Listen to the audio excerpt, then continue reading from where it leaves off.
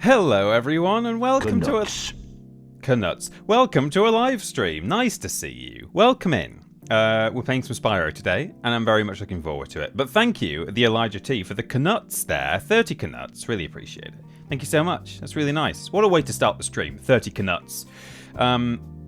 Hello to everyone in the chat. I see you all. Lobrotovich is here. Cooley Scarf Jericho, the Elijah T, of course, who's just given the Knuts.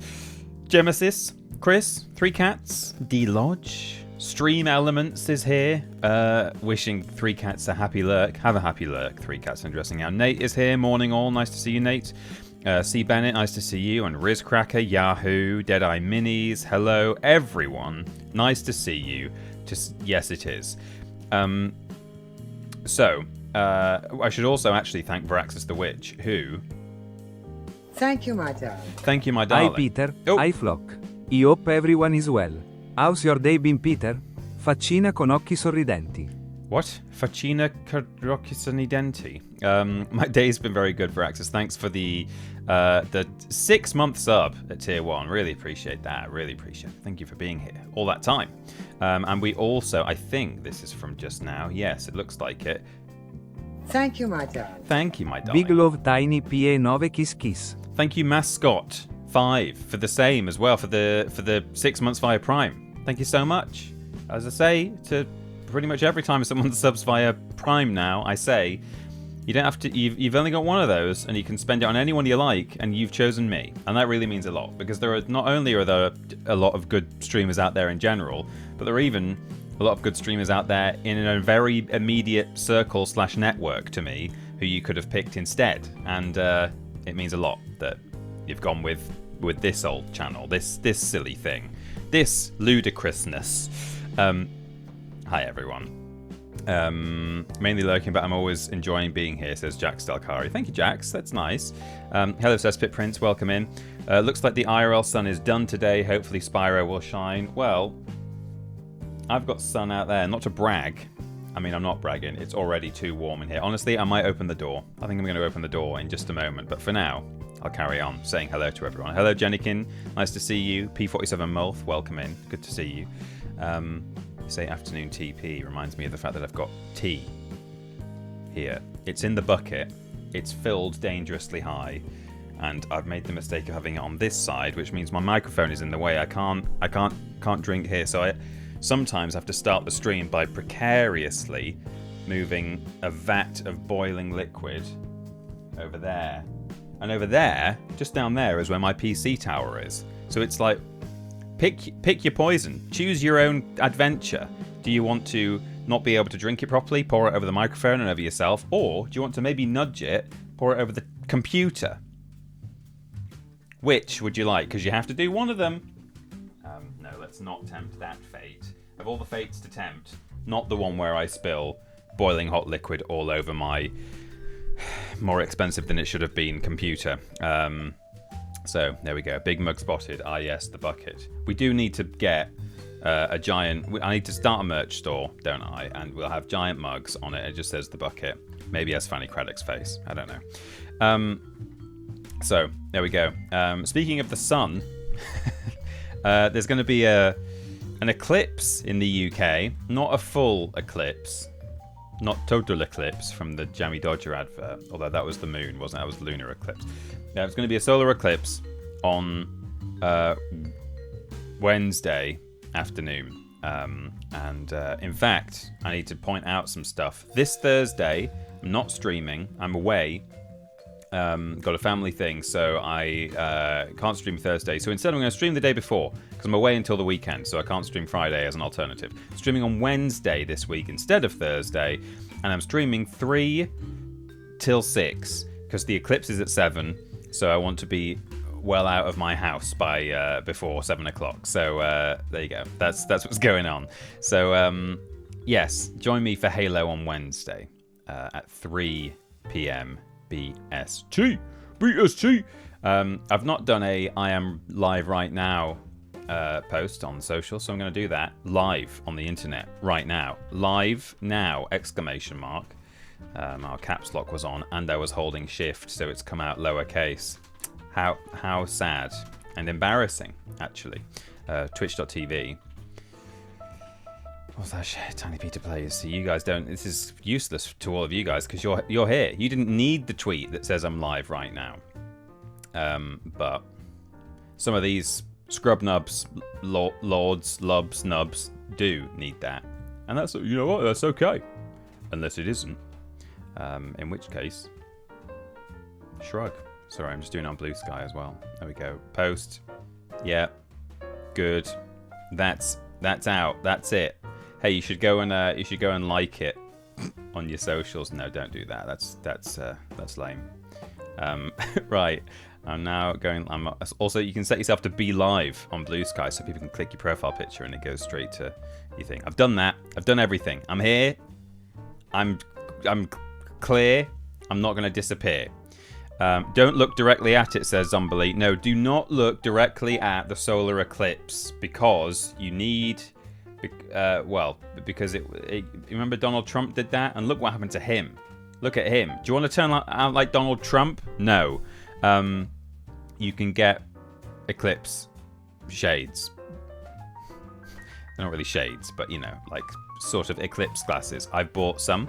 Me and Amy have both got a pair, and we're going to go and look directly at the sun with like professionally okayed eclipse glasses on. A solar eclipse of the heart. That's it. Yeah. Is that why he's like that? Asks the Elijah D. I don't know. We need some kind of scientific explanation. Thank you, by the way, the Jacobite, for the 50 stream streak. That's half of 100. That's 5 babies.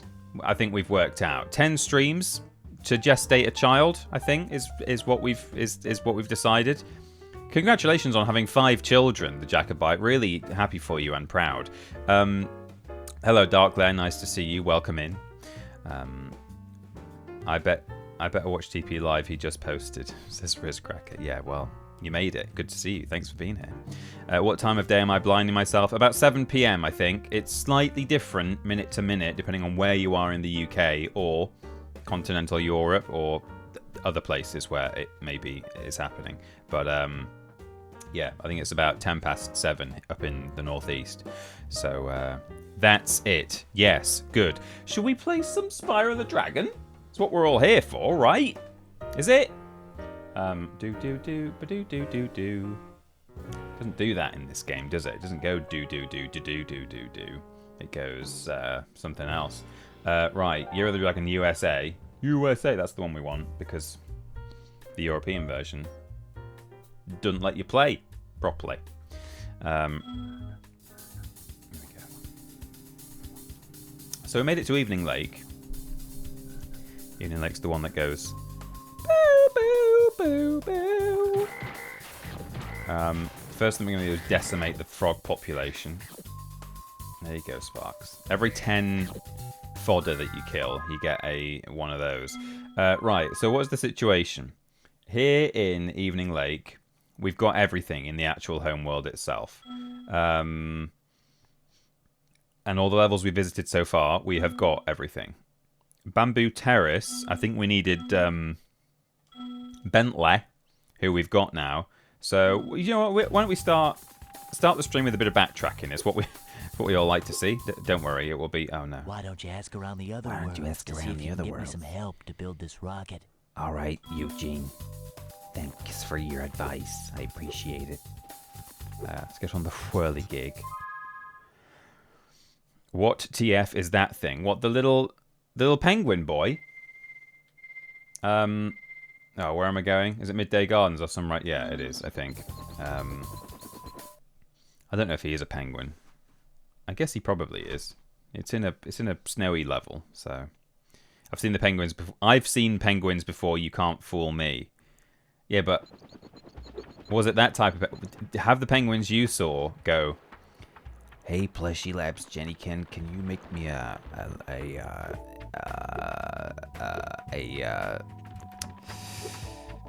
don't know, a plushy polar bear? Why don't you ask around, see if someone can commission a plushie for you? it's not really how he sounds, is it? It's sort of becoming a bit more like high school cheerleader. The Penguins is a hockey team. Penguins, the hockey team, or the chocolate biscuit? The chocolate biscuit, yeah. Right, so I need to go to Bamboo Terrace, which is what, over... Oh, up here, I think. There it is. It's that one. There we go. There's another one. Just can't help myself. In we go.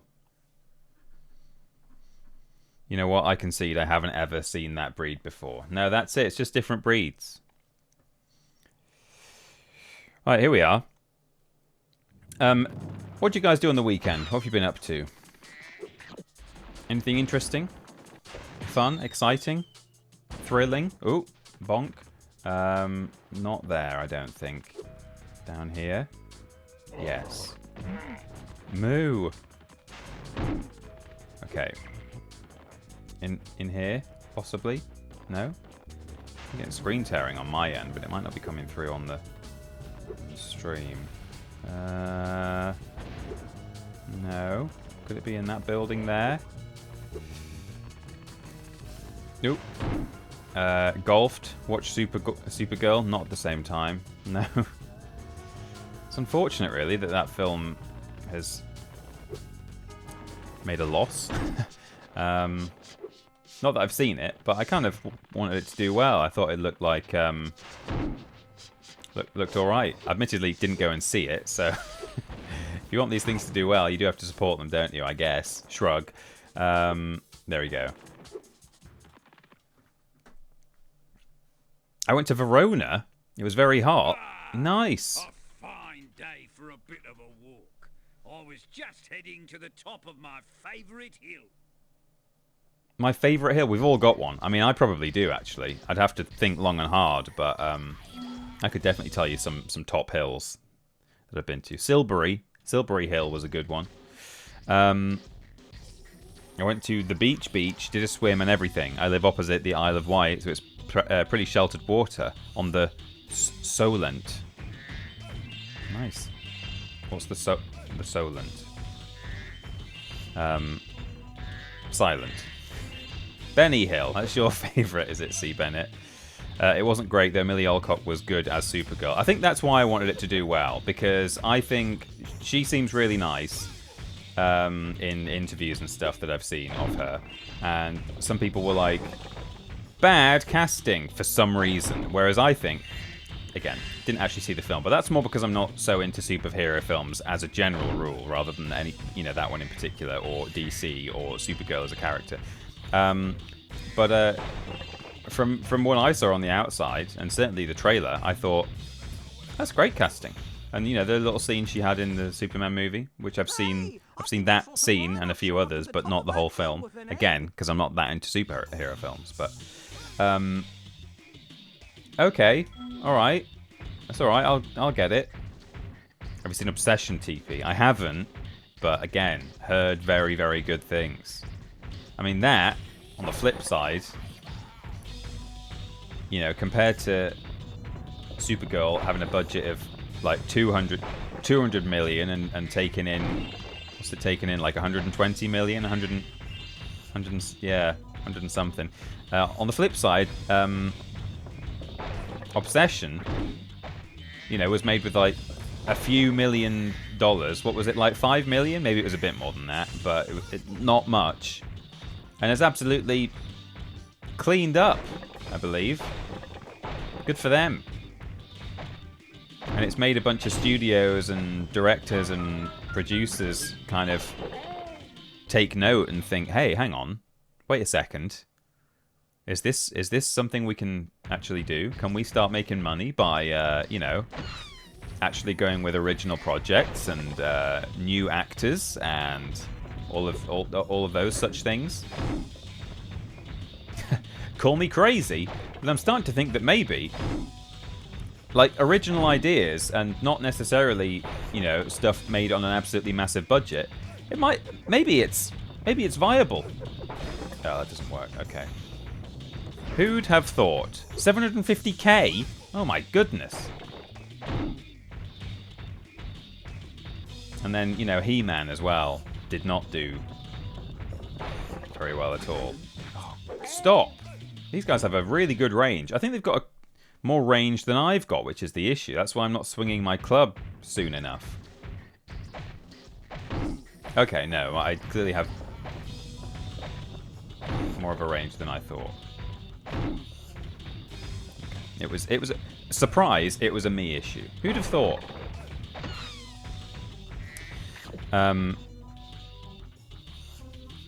I was super excited to see it while I was on vacation. I forgot that it was a thing and didn't go. Supergirl, not Obsession. Oh, okay, yeah. Well, you know, it'll still be there. Unfortunate that it didn't have a great cinema run, but hey, it'll be on whatever relevant streaming platform or whatever. Oh, the Moana remake, yeah. I've not even seen the first one, but I can say without a doubt that it didn't need remaking. Call me crazy, call me ill-informed and not allowed to have an opinion because I didn't see the first one, but I'm going to go out on a limb and say maybe they didn't need to do that yet.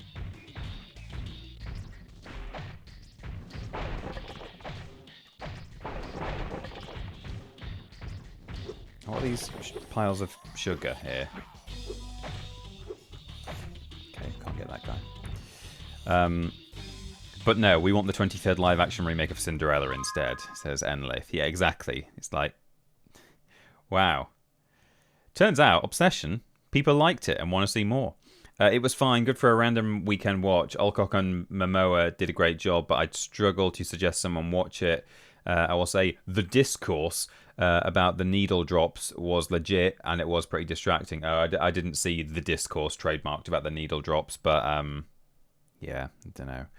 I think I talked at the time, didn't I, about how I actually give my opinions on Masters of the Universe? Maybe I didn't, because it might have been quite soon after release, and I thought I best not talk too much about it. I still won't really be spoilery, but I'll talk a bit more openly about my thoughts, which was that I think I didn't mind that he was a himbo, but I think they over-himboed. Even, you know, like, it was a silly film, and I went in not realizing just how silly it would be. I think I knew it would be silly, or like I thought it would be cheesy 80s. Like I thought they would lean into the fact that, you know, it's a cheesy property in the first place, He-Man and Masters of the Universe, and, you know, very over stylized and in a great way. I'm not being critical. I really love He-Man and Masters of the Universe, but you know, it's cheesy, and it's quite oversaturated in terms of its design and its colors and its characters, and, you know, it's all 1980s. It's for selling action figures, right? We're under no illusion. So I thought that there would be that kind of thing in the film, and there was, but then they went way further with it, and, you know, I think he was a bit too dumb at times. There were multiple moments that could have actually been like, oh, that's like, I like that. That's like, it's a bit serious. It's got a message. It's got, you know, something's happening. Someone's learning a lesson, or someone's having to face up to something negative, and then they just do a joke. Or, you know, someone would go, what, me? Huh? Me? What? Or, you know, it's like, oh, okay. You can still do that. I don't mind you doing that. Do it plenty if you like, but don't do it every time. You ruined the opportunity to have a really nice mixture of silly action sequences and then just a little sprinkling of, like, you know, this is what it means to be a man, or to be a hero, or to be an action figure. Anyway, It's my 3-line review. Hello, Trial and Badger. How are the dragons? They're doing fine. He's eaten a lot of butterflies already. Well, Spyro doesn't eat them, does he? It's Sparks. Have I been in there? The fact that the fairy is outside makes me think. I wouldn't want to go back in there with all those creepy spiders. But if Sparks wants no, to we've check been out there. Spider Town again, it's fine with me. Return to Spider Town? No. Absolutely not. Can I interest you in a trip to Spider Town? Nah, I'm good, thanks. You know, if you wanna go to Spider Town, go for it. But I'll pass. Loser Quest Show, thank you very much for the streak there. 15 streams. And every one of them wonderful for your presence. To be a He-Man, yes. This is what it means to be a He-Man. P47 Mulf, thank you very much for the 30 stream streak. Wowzers. That's 17 short of 47. One day, you'll be P47 Mulf, and that will be exactly how many streams you've watched. And then you'll have to make sure you break your streak. The following one. If it ever says P47 Mulf is currently on a 48 stream streak, I am going to have to get the mods to ban you permanently from the channel. I'm sorry. That's just how it works. C Bennett 12, of course, on a 12 stream streak, and has been expressly forbidden for watching another stream. I have no idea what C Bennett is on. It's just the first name I saw that had a number on it. Spider Town was the original name for the song Funky Town, but they thought better of it. Won't you take me to Spider Town? No. Please. I'm arachnophobic, Neil. Okay. Cool. Is it Neil? I'm claustrophobic. Oh, Darren. I don't know where I got the name Neil from.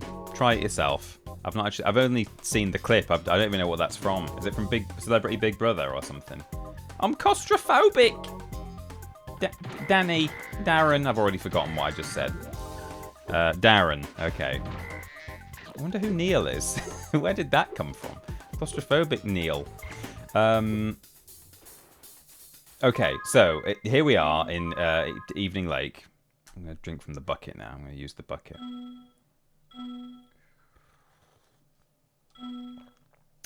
Oh, Lost Fleet. Oh, God. Oh, God. Oh, God. Fireworks Factory, though.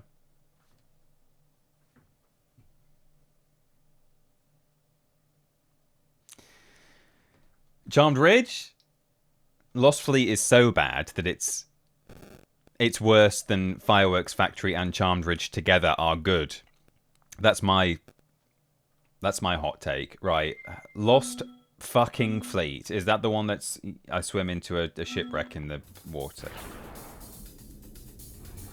There's Charmed Ridge. Okay, what we're going to do is we're going to go to Lost Fleet first. Get it out of the way. Is it here? There it is.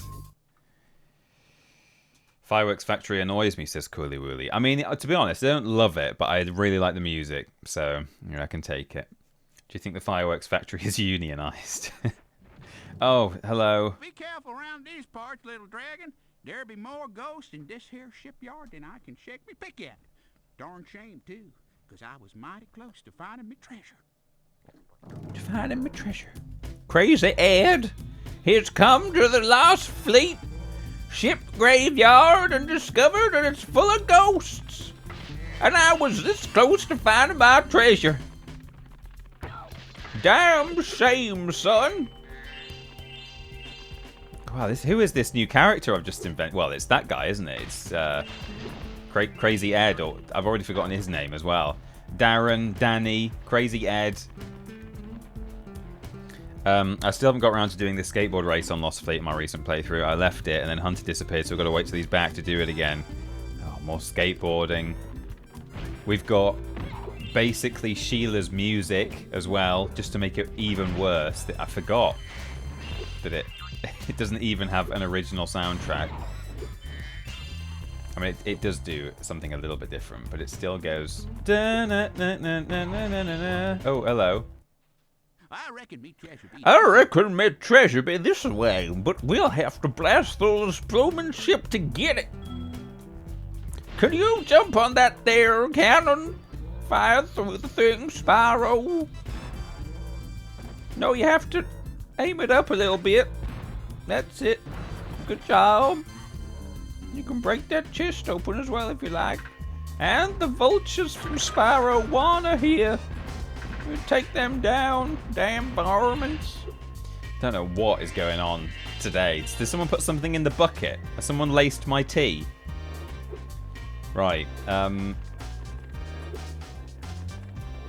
you shoot him? Oh, I should have done. It's a race as well, and it sucks. Oh god, yeah, the skateboard race. Okay. Let's see how we get on. I don't know quite what it is about this world that I hate so much. I think the crabs have returned from Spyro 2, but they're more aggressive. My phone. And I'll use the bucket. And I'll use the bucket. You know, not keen on the music. It is better than Sheila's version, I have to say, but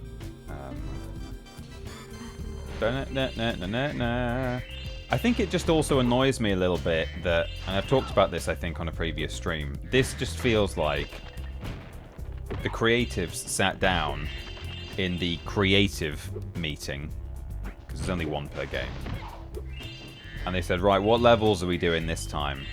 And someone, you know, came up with the good idea of, okay, well, let's do whatever it's called. It's really not worth me looking it up, but Cloud Spires, for instance, the one where, you know, the weather in this world is generated. You know, it's like the weather factory of this world. You know, like Spyro 1 and Spyro 2 kind of felt like they had meaning behind the worlds. And all right, Molten Crater doesn't have particular meaning, but it's volcano themed. But that's fine. That's a type of biome. That's a type of location. Icy Peak, you know, the same, that kind of thing. Spooky Swamp, I can kind of get away with that. But then this one, they were like, oh, I want to do a ghost. I want to do a ghost level. And I don't know, it just feels a bit more sort of contrived than a lot of the other stuff. I don't know why, as such, because, you know, why can't they do a ghost level? But they're like, oh yeah, let's do a ghost one with shipwrecks. Like, what is this really in the context of the whole world? It's got ghosts in it, but they're really Rhinox. Oops. And there's a bunch of shipwrecks around. It just kind of feels like they said, I want to do a world where there's shipwrecks. Okay, let's shoot this guy. Oh yeah, you can. Okay, good.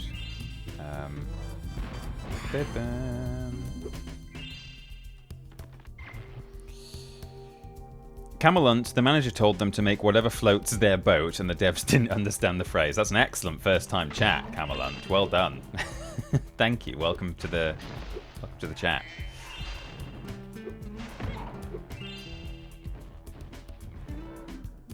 It's the underworld. Oh my god, is this where dead people in the what's this called? The Forgotten Realms, Forgotten Kingdoms. This is where they all come to when they're dead.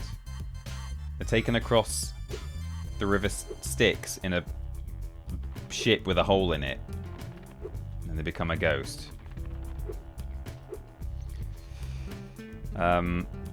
Genesis, thanks for using the bucket.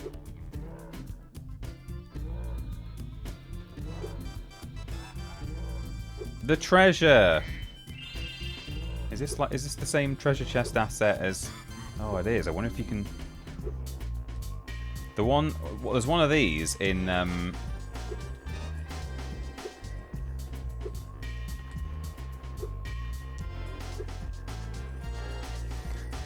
In Spyro 2, and you can proxy out of it.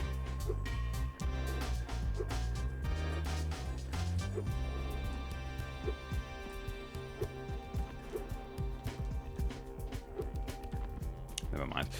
Please shoot the gold hunter. I did. I shot him, and he went, oh. Would you look at that? Some fool hid a dang gum egg in me treasure. Excuse me, can you watch your language, please? I get banned from Twitch. A dang gum egg. Alright, off he goes. You can have the egg, Spyro. I thought it was going to be stolen gold that was taken from people by evil Rhinox. Oh, evil Rhinox, as opposed to the good ones. I mean, it's not ghosts, it's Rhinox with sheets over them, so they've got a sense of irony about this being somewhere that presumably the ship's all wrecked due to the acid lakes. Yeah, I guess so. Well, who kept putting more ships in the acid lake? Oh yeah, you can swim in the acid, can't you?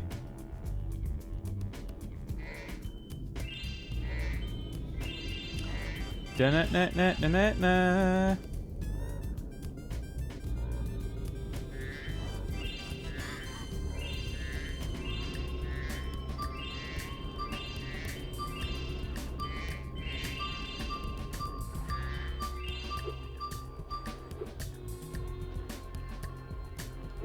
Okay.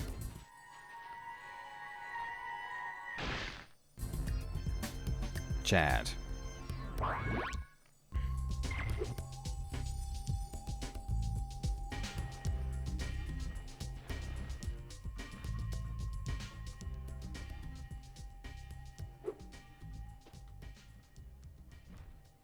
Da-na-na-na-na-na.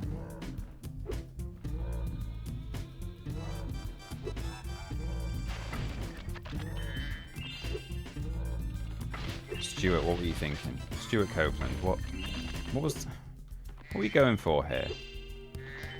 Why is there a frog just croaking in the background of this music? Sometimes.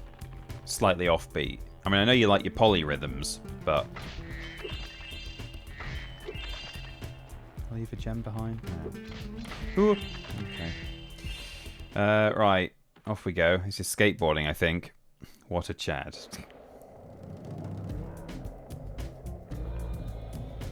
Hashtag not all Rhinox. No, yeah, maybe you're right. I mean, look at this guy. He's not evil. He's not here to hurt me. He's just out to... Oh. Didn't realize I could do that. Okay, fine. Hello, Hunter. Spyro, you're just in time. A Rhinox skateboard gang has challenged us to a race. A skateboard gang? They said you're slower than a molten crater fire slug. I stuck up for you, though. I told them I've seen some pretty fast fire slugs.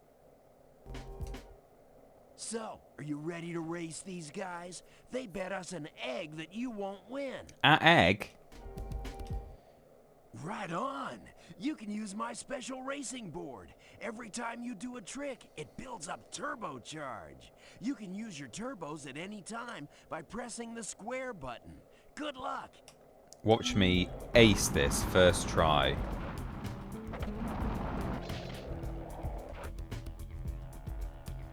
Whoops. That's alright, I'm just letting them have a little head start.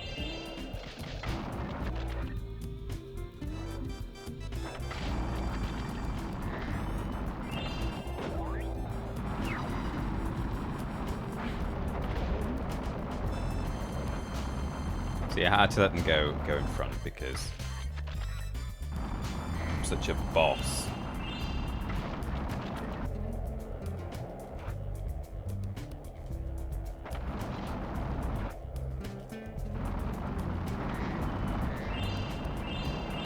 Dude.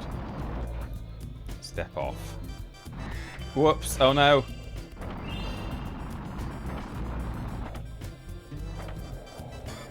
Da-na-na-na-na-na-na.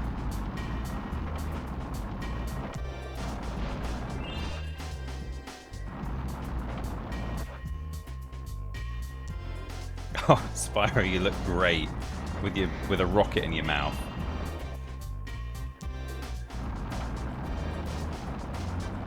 Okay.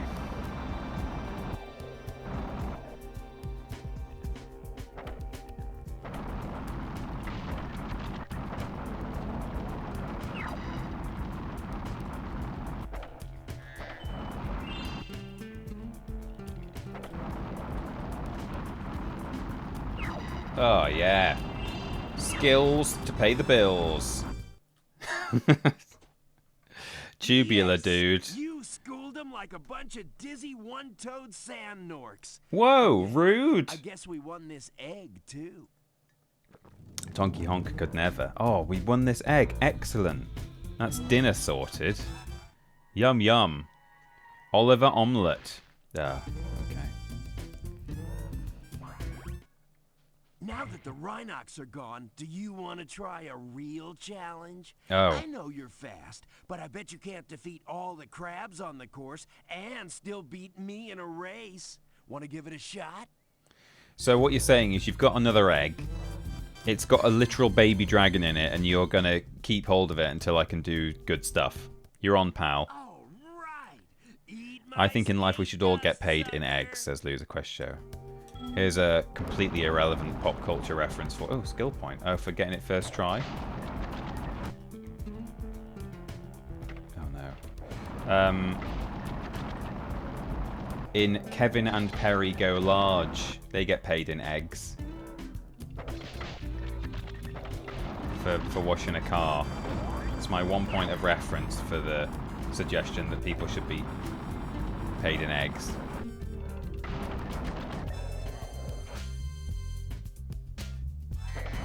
If you're not familiar with Kevin and Perry Go Large, it's basically the in-betweenies,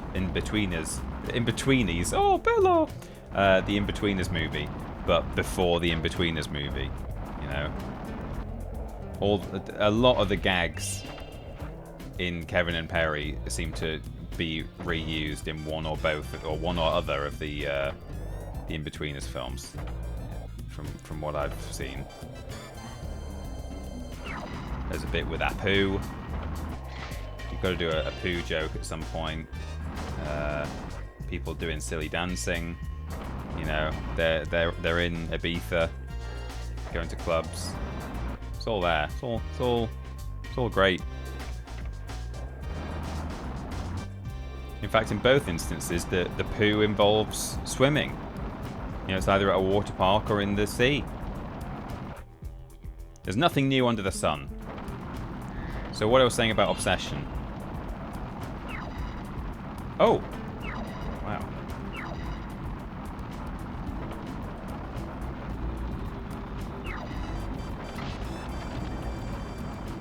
Oh, it was a close one, but I did it. Did I get all the crabs? Sheesh, I can't believe you beat me. You must have been practicing the whole time I thought you were looking for eggs. Hey, speaking of which, one of those crabs was guarding this one. One of those crabs was guarding this one. I'd watch the hell out of the In-Betweeners, but with the Tweenies. It is. I mean, you've got 4 members of the gang that you could just swap them, right? How would it work? Who'd be who? I think Bella would be Simon. Who'd be Milo? Who would Milo be? Jay? Dunno. Isn't there a thing of like, there's a thing of like, what's that like the sort of the 4 humours that are related to characters? Like you can be a sanguine character, you can be I'm gonna have to look. We're all gonna learn something now. Bile, yes, that's pretty. I mean, you're not wrong. But there's a thing about 4 characters in fiction. So, like for instance, The Wind in the Willows, the 4 characters in that are all related to these like 4 character types, 4 humours, as character traits. I'm probably gonna get a fucking AI. 4 temperaments, okay, which are based on the 4. 4 temperaments. So you can be sanguine, choleric, melancholic, or phlegmatic. And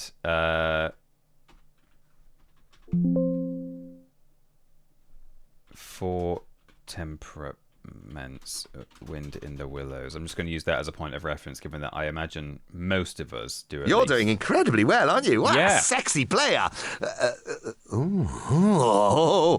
Let's go to full screen. I'm definitely gonna remember to switch it back.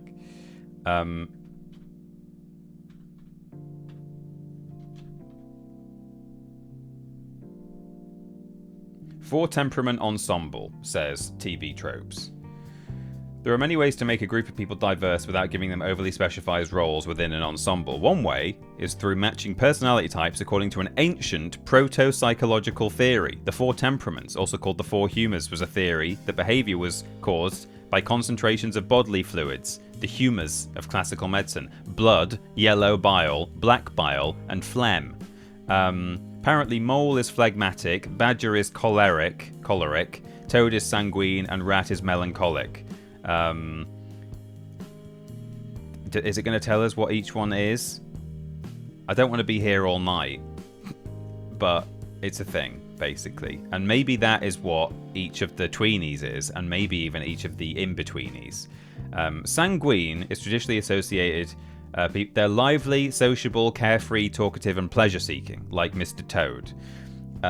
Choleric, excitable, impulsive, and restless with reserves of aggression, energy, and or passion. I think that was Mr. Badger, right? Melancholic, focused and conscientious. They can become preoccupied with tragedy and cruelty in the world.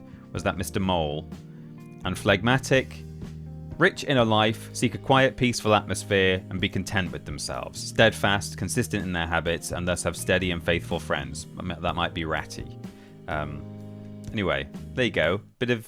We've all fucking learned something today, and that was interesting. Exclamation mark TII if you want to learn some more interesting things on my solo YouTube channel, which some people still might not know about, which is fine. That's alright, I don't mind, but it might interest you to know about it now if you didn't already. We quite often, Ben and I, will out of the blue, we'll get messages from people in comment sections, or they'll turn up in our chat and they'll say, hey, only just realised you were doing this. I know you've been doing it for a year or 2 years or whatever, but clearly algorithms or social media posts or whatever have not been helping me in the way that I would like them to help me, and that's the situation we find ourselves in sometimes. It's no one's fault, really. But yes, in short, can I no, Hunter, can I just do this on foot? Oh wait, there's a timer running. It thinks I'm doing the race. Can I give up? Yes, quit race. Okay. Might honestly be easier to collect this treasure just running.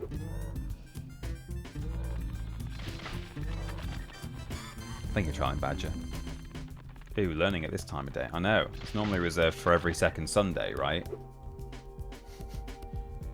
Any treasure? Oh, there's a treasure up there. I'm going to have to go on the board to get that, but let's just clear everything else up. Can I? Oh, I can. Oh, can I? Okay, that does nothing. But you can pick up the rockets, even when you're just wandering around on foot. Oh, come on, Spyro, it's right there. Okay, hang on, let's go from up here. Might not even need to be up here, but just want to make sure. Okay. Oh, there's a basket there. I always thought these were wooden barrels as a kid. I don't know why. I don't know why a barrel would look like that. Sort of barrel shaped, I suppose, but not textured like a barrel. Burrell Williams. Why is Hunter's waist so snatched? He's actually that's not his outfit. That's not his fur, his skin. That's actually an all-in-one fursuit with a corset, and his waist goes in like that through the power of whale bones, or whatever it is that you make corsets out of. Is that a thing? Whalebone corset? I feel like it is. That's why whales have such narrow waists as well. Oh wow, okay, I really need to build up some speed to get over there. Right, let's go back round. Do do do do do do do do.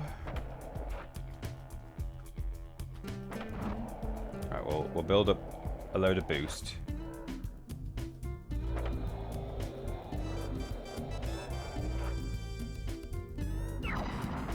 Ooh. Okay, good. And then what?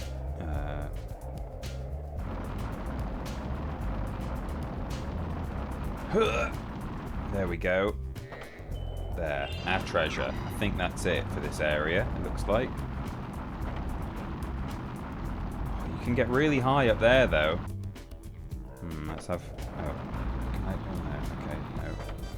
There might be something in that tunnel as well, off to the side, possibly.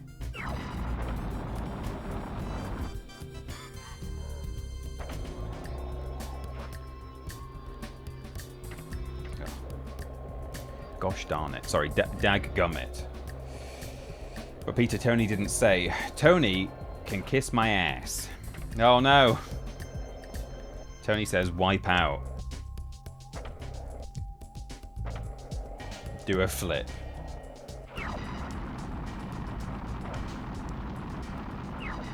How am I... Actually, how do you get up there? I've been up there once, I think. Alright, let's check there's nothing in here. Got a crab. Okay, now that's it. Right. Yeah, alright.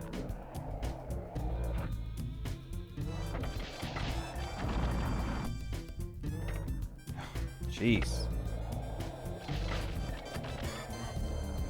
Da-da.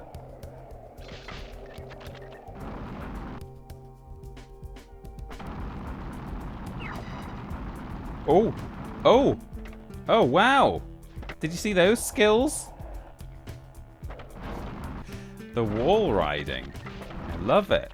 Okay, let's have another try. The results have been incredible. Oh wait, no, I need to be back behind this. Oh no, that's an edge. Need to use this ramp specifically. No, jeez. Okay, here we go. Up here. No, it's like... Oh, it's up there. Okay, no, I'm doing it wrong. Anyway, I think I need to build up way more boost. I'm risking it all and screwing it up. There we go.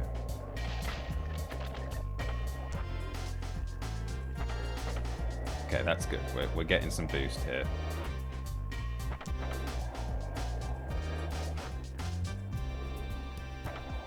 Loads boost there. That's full boost.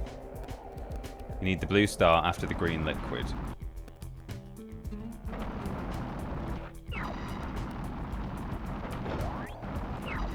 Ah, yes. Now, stop. Oh, wait, no.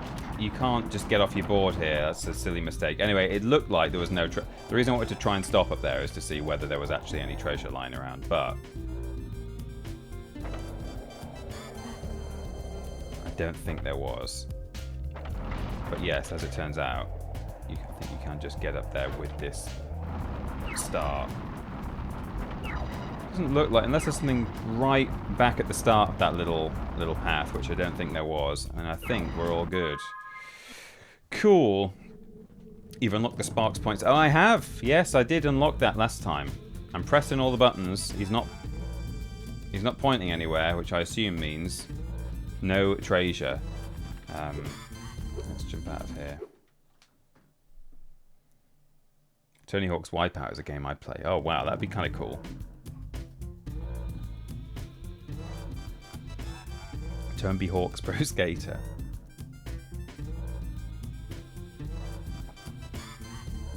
Hunter is the fursona, yeah, of the guy inside the Hunter costume. I mean, he does appear to have just an Earth birthday. His birthday is 22475, which implies that he was born in 1975. I mean, I suppose he could be born in any century 75, so it doesn't necessarily imply he was born in 1975. It just implies that the year in which he was born ends in 75. Or maybe it's a completely different system, and he was born on the 2nd of February, 4,700... yeah, 475. So, yeah, maybe he doesn't. But there's just something about the birthday 22475 that sounds... It sounds like he's just a bloke from Earth. Somehow.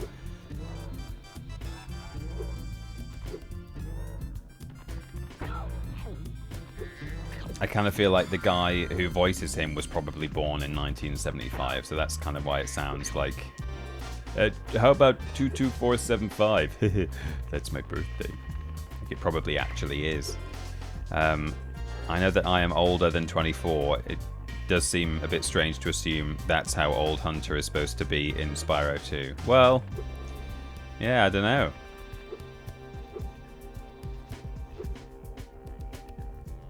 Oh, is that?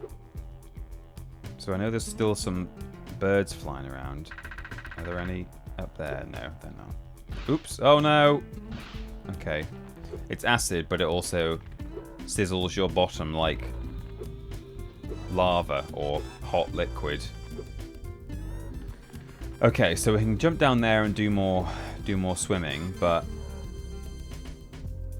I don't know if I want to do that yet. And then we've got a whirlwind here.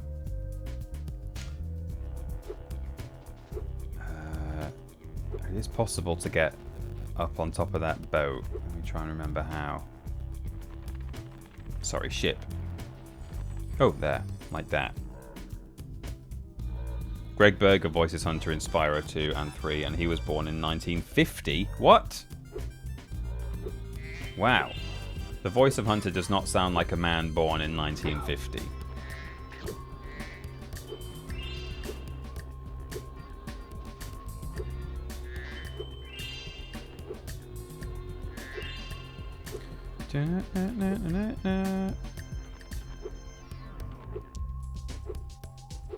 Okay, let's kill these boys.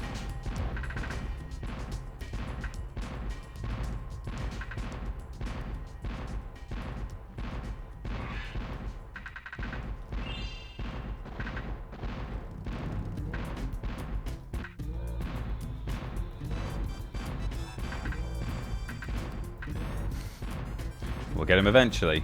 There we go. And then there's one here.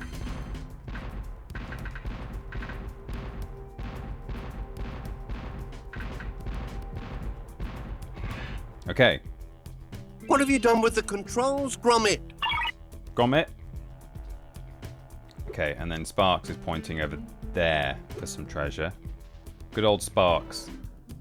Oh, I'm so glad we've got point at treasure unlocked. Is it up? Ah, okay. Oh, how am I supposed to smash that all on the flow? Oh, in fact, I've got a... Oh, okay. I thought I might still have a rocket in my mouth from the... Oh, okay, here's a cannon. I thought I might have a rocket from the skateboarding segment, and I reckoned that would probably break a chest.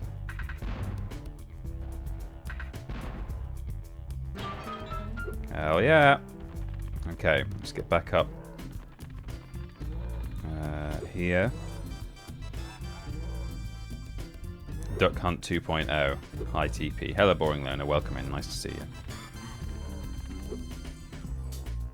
And Benson Boy, hello. Right. Hopefully this is the last of it. It's not. Sparks, help. Oh, it might be some acid. This is one of the things I hate about Lost Fleet. Right, let's get into the acid protection power-up thing.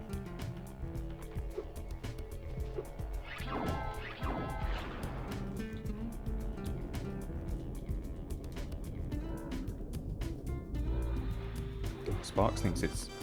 Where do you think it is? Up there? Oh, I don't know where up there is, Sparks. I think you die if you run out of invincibility while you're under the acid water. Right, hang on. Let's try getting up higher somewhere.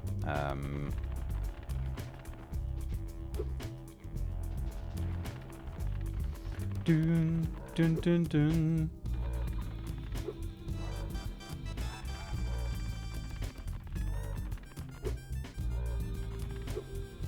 I might be lost, Loser Quest show, but I wouldn't worry about it. I'll find my way.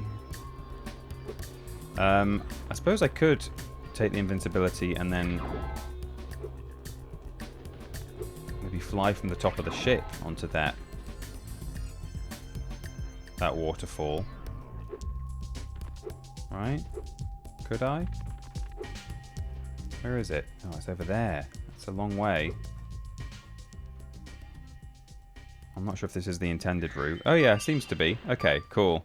Well, there's still more treasure to find, but we've got stuff in here, hopefully, so that's fine. This is no Peter lost in. Lost Fleet. Oh, I see. That's why you were asking. Loser question. Oh, well, gee willikers, it's another one of these guys. No, it's the same one. It's Crazy Ed. Favorite diving spot. But I can't get any loot. Can't get any loot with these subs patrolling around. You think you can pilot this here sub up for scrap? Right, the sub? Sure. Alright then. Press the X button to speed on up. When you get a sub in your sights, the torpedo will start to lock on. If you get a good lock on, fire away with the circle button. I think they said the 0 button. Okay, there we go. Oh yeah, here's something else I hate about Lost Fleet. The sub challenge. Sucks. Hate it.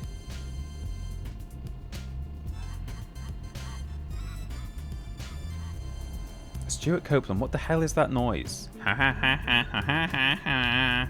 Sort of underneath the organ sound. Okay.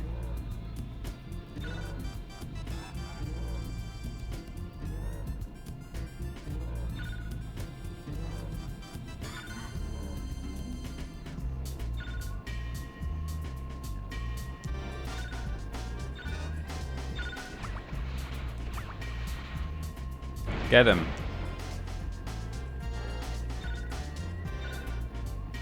Ooh. My phone's dinging a lot. I'll turn it off in a minute.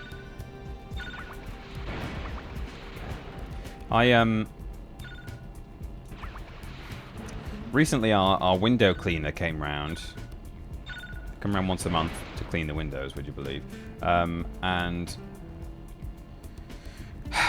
they tried to move our outdoor table. We have like a rattan. No! I am not an animal. I am Crash Bandicoot. Hello. It's an Alex raid. Star raid. Welcome in, Alex and raiders. Nice to see you. Thank you very much. Party of 13 for joining me for a bit of Spyro 3. Just about to tell an anecdote. An Alex-dote. No, it's nothing to do with Alex, don't worry. I've got loads of shit on Alex. Want to hear the worst things about Alex? I have none. He's a wonderful man. Oh, fuck's sake, I just remembered that Crash video. Yeah, it's good, isn't it? I am not an animal. I am Crash Bandicoot. There's Ethel. Great. What have you been playing, Alex? I hate to ask your help again, Oh. be even more subs. But here's a slightly harder version of the challenge you just did. Do you want to do the same thing again, but harder? Darn tootin'. Get on, Leo Dragon. No, I don't want to. Computer games. Oh, well, there you go, Leonard. That's the answer I was looking for.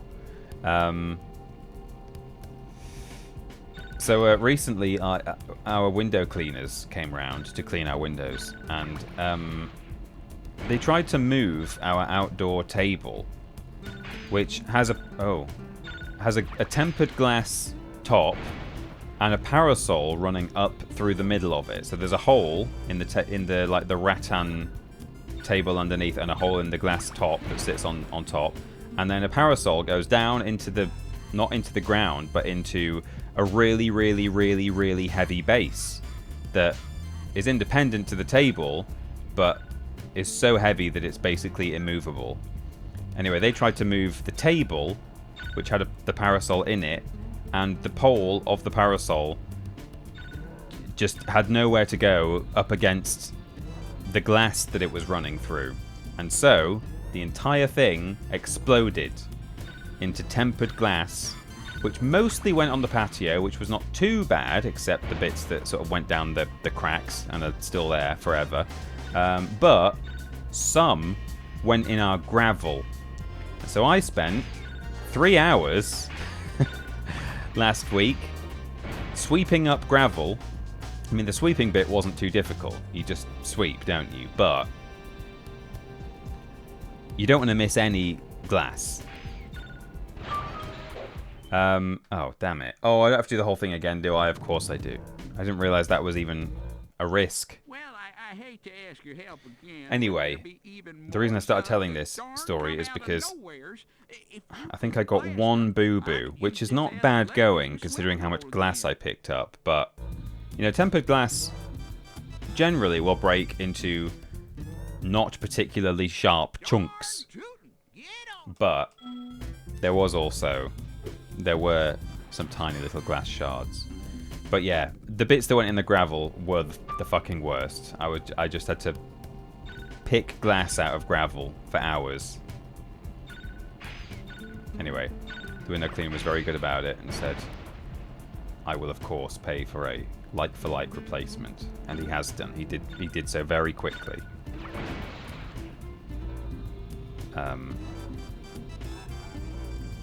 Iron Nest, very stressful, big honking tank driving simulator. Oh wow, okay. I bet it's not as realistic as this submarine simulator though. Not to disparage the games that you've been playing, but you know, we take our vehicle simulations pretty seriously here on TinyPeterPlays, and you know. Got to head out to open the store, enjoy the game and have a wonderful day. Thank you, Nate. Catch you later. See, I think you called the window smashers and not the window cleaners. Yeah, that could have been the mistake that I made.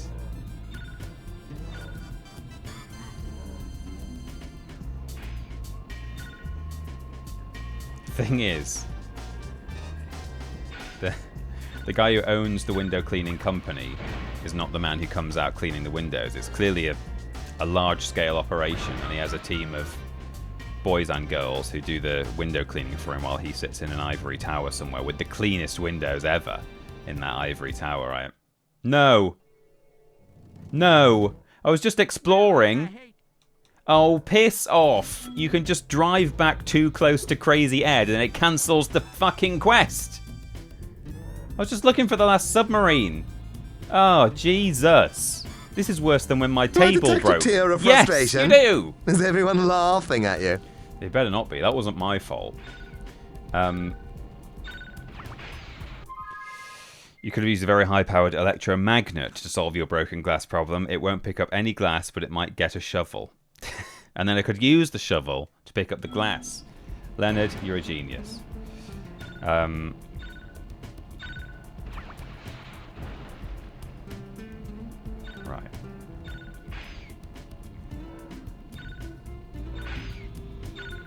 There we go.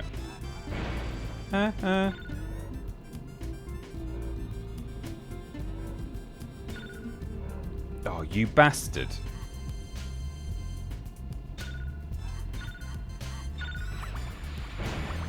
Okay, 3 out of 7. And then there's a bunch of them still driving around somewhere. But, you know, you take this sub into the wrong area, it's going to cancel the mission, so don't do it. Oh, it just tried to lock onto something then. Oh, up here maybe? There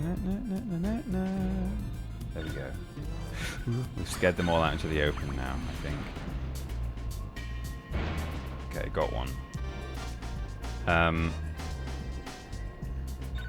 In reality, TP had the duck ambulance one too many times and rage smashed the table himself. Hey, I tell you what, tempered glass is actually kind of amazing. It's brilliant. If that had been non-tempered glass, it would have been a million times worse. Is there a boost button for this thing?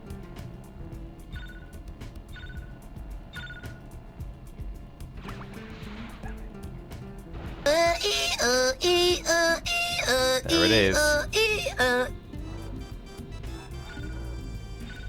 Don't worry, Raiders. If you're not familiar with this channel, that can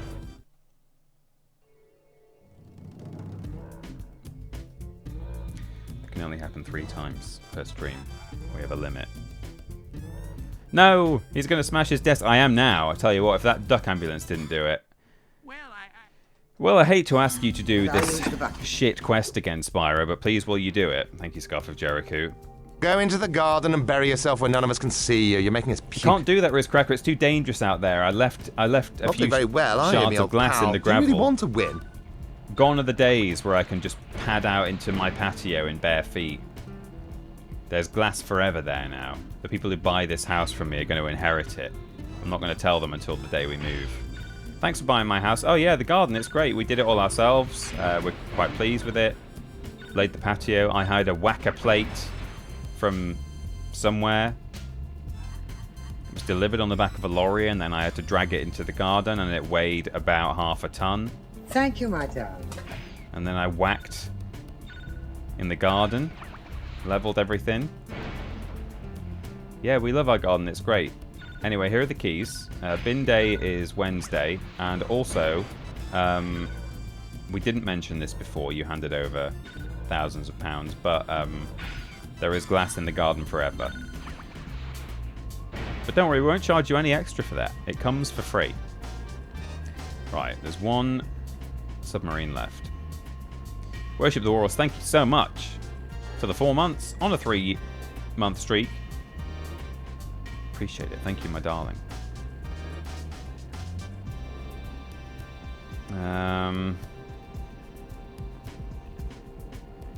He's hiding in a tunnel somewhere.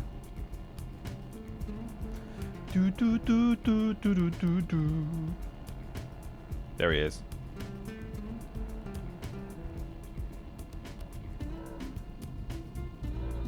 Swear to God, if this guy hits me with a mine, I'm gonna rage quit. I'm gonna take the money that the window cleaner gave me for a new table. I'm gonna buy a new table, and then I'm gonna smash it. At last, the acid lake is safe for swimming again. I wish I could. The acid lake is safe for swimming again. Cheetah. Maybe there'll be something better. How dare you, Gemesis? How dare you? EZPZ first try. Thank you, Cooley Woolly. A whacker plate and a table smacker too. Yeah. Dolores. The results have been incredible. Huge news. I had to break my lurk to tell you all. I've just found a bucket in my shed. Can we have some buckets in the chat for 3 cats in a dressing gown? We've got bucket emotes. We've got bucket sound alerts. We need some buckets for 3 cats. There we go. They're coming thick and fast. And I'll use the bucket. Thanks. Thank you, Jericho.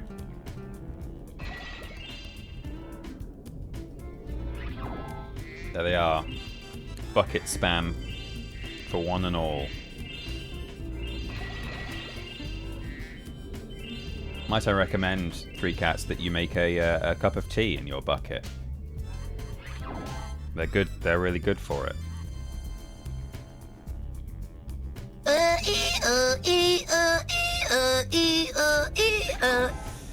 Was that 2 of 3 or 3 of 3? Thanks, Benson boy. Wash your hands in the bucket. No, don't do that. 2? Oh no. Still have another. Uh-oh.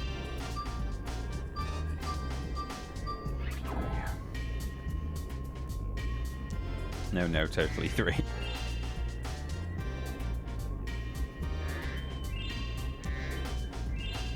I'll use the bucket. I can't very well go on cleaning with a hand like this, so I'll tell you about the oven.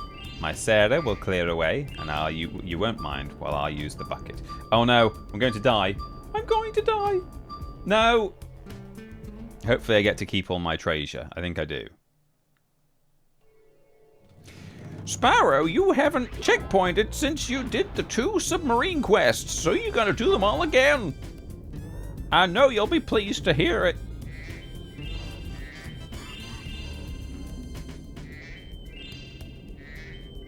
You have the reset a duck ambulance command, right, Lord Protovich? Oh, that would be a really dangerous thing to put in the hands of anyone.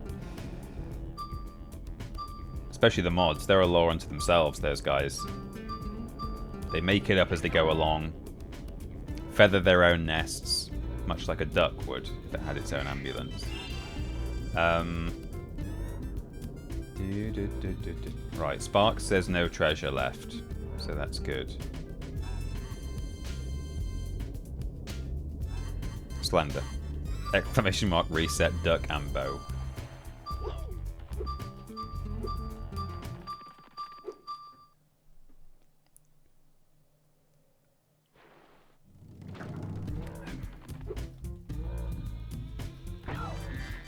What are you working on right now, Trial and Badger? Are you archaeologizing anything at present? I don't ask you that often enough.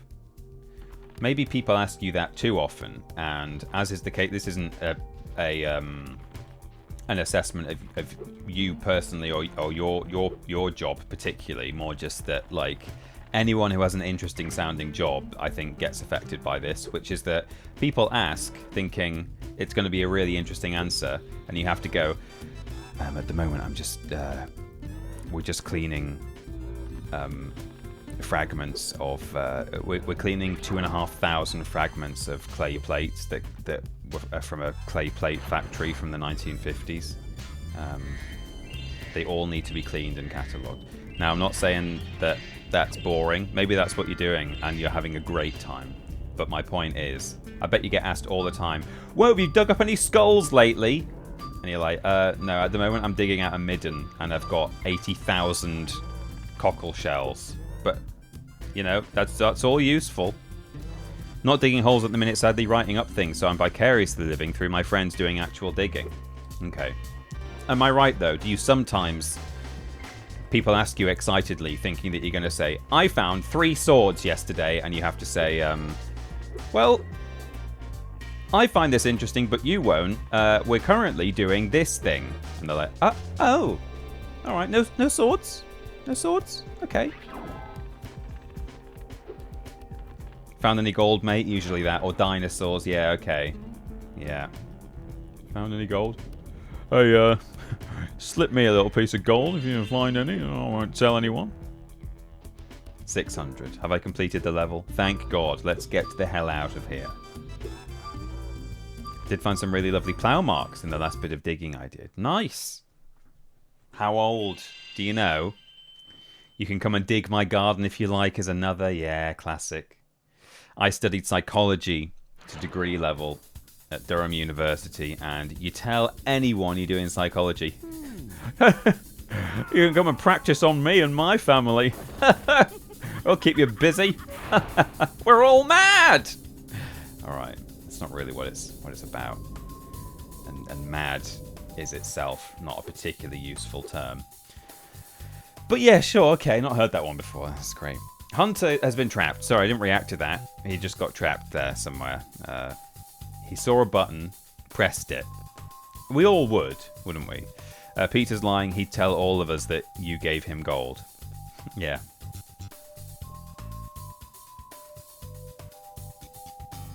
I have a psychology degree. This is a first-time chat from Slightly Fudge, and can confirm that literally everybody says that. They do, don't they? Everyone says it.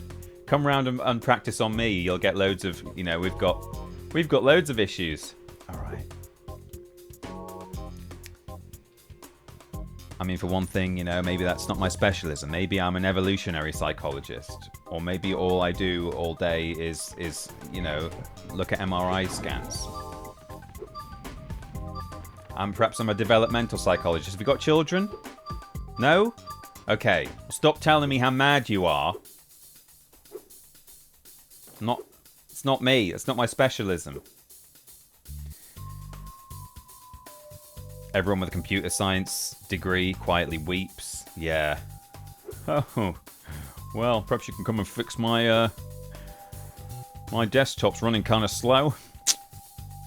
And actually, you do get asked to do that, don't you? I mean, I get asked that, not even having a computer science degree, but just being a member of the generation that I'm a member of. I helped the old lady who lived across the road from my parents' house many a time. And you know what? Didn't begrudge it. Lovely lady. And she would insist on paying me. And I would insist on not taking it. And then she would basically say, "I'm not going to let you out the house until you take this £20 note, because I'd only have been down the computer shop in town if you hadn't come round and helped me." So, good old, I can dox her. She's sadly no longer with us. First name only. Good old Elaine. Let's have some Let's have some love in the chat for Elaine, who we absolutely stan. Big up, Elaine. See, no one is asking me to fire them. Oh yeah, Lobrovich works in HR, I believe. You can come around and fire me if you like. Sounds like a euphemism or something. Right, so, where are we up to? Peter lived next to Seinfeld's Elaine. See, I'm not that up on my Seinfeld. I don't know if that's a complimentary thing or not. Our Elaine was lovely. Fireworks Factory. Oh yeah, okay, we've got 2 sort of nice levels now. I mean, Fireworks Factory, I don't like the FPS bit, but we don't even get to do that yet, so I've got to come back later. Let's go to Charm Ridge while we're here. Lorraine. Elaine from the London area. No, that's not her. My mum is the worst. Apparently having the degree means I know every feature on a new stupid app on her phone. Spyro, we urgently need your help. The evil cat wizards of Felinia have stormed our castle and captured our princess. If we don't stop them right away, they'll force her to marry Prince Azrael. Oh no, not Prince Azrael. Oh, it's good music here. This is the most PS1... sorry, so this is the most Spyro 1 level of Spyro 3, and that is a good thing. Great music, lovely level design, quite fun enemies. I'm not a qualified therapist, just in massive debt, says Slightly Fudged. Yep, can relate. I mean, unfortunately, I'm now at the point where I'm no longer in massive debt, but I was... Well, I mean, I've still got a student loan, but I was like the model... What do they call it? Not model. Not stage. Like, version 1. What's the noun that they use? For there's like 1, 2, and 3. Plan 1. Anyway, I'm on that one. You know, it was the last year where before it was multiplied by 3. Still have debt, but whatever. Some were modern plough marks, but there were early ones. We were digging in a field that some early medieval human remains that had some early human remains, medieval human remains coming up. So it could have been about then. Oh, nice, interesting. I like that. So I suppose, you know, it's one of the small, very, very slight silver linings of these heat waves that we get that we perhaps didn't used to get once upon a time. That, you know, when the grass gets all dry, you can see like earthworks and stuff there, can't you? You can see markings and where things have changed. Who needs LiDAR when you've got climate change, right? I do work as a company IT crowd, and now I'm on IT support for half the locality, says C. Bennett. Yeah. I work in retail, so I hear, have you got this? And my all-time favourite, must be feeling... Oh, or must be free then. Yeah, I think that's a typo, but must be free then. I've never seen or heard anyone say that in a shop, but I'm aware that it's a thing. It's like a... You see it in memes and stuff, don't you? Another level I hated, says Gemesis. Oh, no. In some ways, this level is really good, but the Sergeant Bird challenge might be the part I hate the most. Oh, I don't remember. Yeah, Plan 1, I think it's called. Yeah, you can get some nice crop marks and the like. I remember it happening a couple of years ago when we had more weather that killed all the grass. And they found loads of stuff. Also, the reservoirs near my parents end up getting really low. And you can see buildings sticking out of them, which is... I mean, it's cool. It's also very worrying that the reservoirs end up drying up like that more and more frequently. But, as I say, it's just a silver lining to an otherwise bad thing. I think they should have played more of the Sheila music in this level, to be honest, says Loser Quest Show. I was just at the start of Plan 2, I think. I just know that my student debt sits at around 57k. Good stuff. Oh, no. Thoughts and prayers, Slightly Fudge. Oh, no!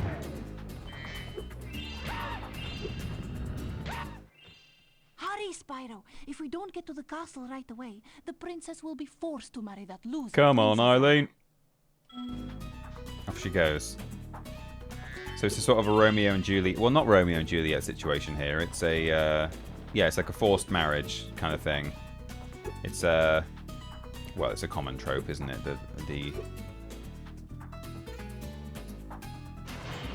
The damsel being forced to marry the horrible baddie. Shrek. That's my point of reference. It's happened many, many times in, you know, dating back hundreds of years, but Shrek. I've got whichever one that when I get to a certain age, the debt just disappears.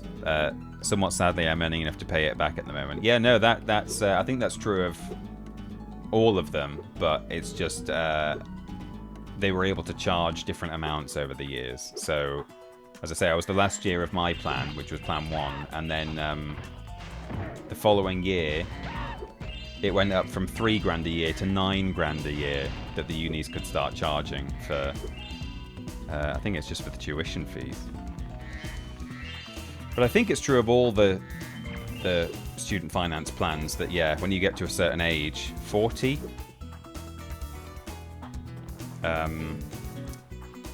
it all gets cancelled. Can I just... Oh, okay, he does slam it down. Does he? Dude. Am I supposed to kill him first? I suppose I must be. Oh, there we go. Okay, that was just weird. It looked like it was absolutely locked onto me. Oh, God, it's our favourite bear. Who else, by the way, has a job where when you tell people that's your job, you get that old chestnut of whatever it is in your particular profession? Tell me your job and the thing that everyone always says when people find out you have that job. Well, Spyro, today is your lucky day. After that, they said they wouldn't up the uni prices. Oh, and then they did, right? If you simply pay a small toll, they'll be happy to raise these steps and let you pass. Peach and Bowser, Ritz Cracker. Yeah, that's a good one. By the way, thanks for the hype train earlier. I saw that was building up. I was so distracted by all the other niceties that I forgot to say. Hello, Duke McChicken. Oh, let's have some cool chickens in the chat for Duke McChicken. I feel like the cool chicken emote looks like his name could be Duke McChicken, to be honest. There he is. You're not telling me his name's not Duke McChicken. What a cool guy. Oh, you were at uni during COVID. Yeah, there's someone in my family, extended family, who had that. She just felt like, you know, why am I paying as much as I'm paying to do most of my learning remotely? Sucked. You have chosen wisely, Spyro. I work in payroll and get, can you increase my pay? Says Scoff Jericho. Oh no. That princess, or whatever it is you're up to. That princess. As a tester, I also get, you know how to fix this, right? As if I can fix everything that has a computer attached, which isn't even what the job entails. Yeah. They found a bazooka rocket in the Rhine 2 days ago. What, because the water's low? Is that why? Oh god, did they have to, like, block off for 3 miles around? This could go off any second. I mean, technically it could. I think it has happened before where old bombs have been found and you could facetiously say, it's been there since 1945, it's not going to go off now, and then they actually have done. But generally they're probably duds. But you know, you can't mess about stuff like that. Bazooka. That guy ran into a wall. Did I get the gem off him, or did he... I'm not actually sure that guy dropped a gem. I think he got a bit confused. Got wedged in the corner. If we get to the end of this, and we appear to be a gem short, and Sparks is pointing nowhere, then hopefully, if we come back and kill that guy again, we'll get his gem. I don't know, maybe I just didn't see it.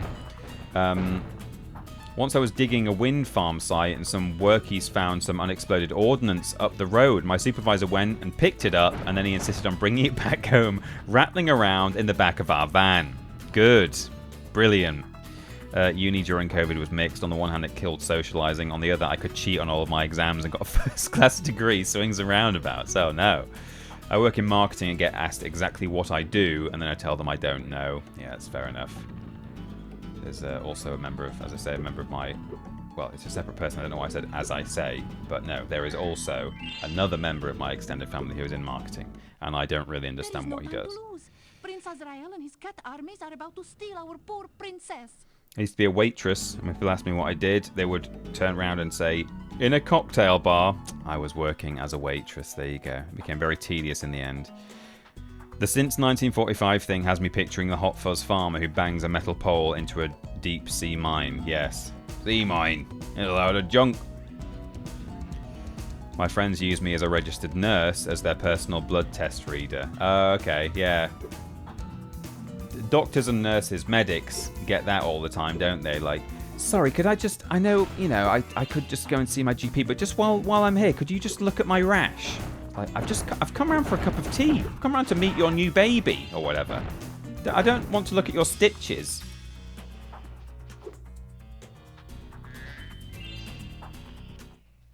I just saw Prince Azrael run into the castle. We have to stop him before he reaches the princess. Oh no. I work in a cinema and people just spoil films all the time because they presume I've seen them all. Oh no. Yeah, because the rivers are drying out. They also regularly find unexploded World War II bombs when there are construction sites and they have to evacuate the whole block. Yeah, still happens here quite a lot. Finding bombs all the time. I work for the railway and I always get, how do I get to? Or how much is the fare to? And I'm like, not just using the same apps. Like, I'm not just using the same apps they can download for free on their phones. I wouldn't mind, but I don't even work in a job that would know any of that off the top of their head. Yeah, okay. I can imagine how annoying that is. You look vaguely railway related. You'll definitely know the answer to all of this.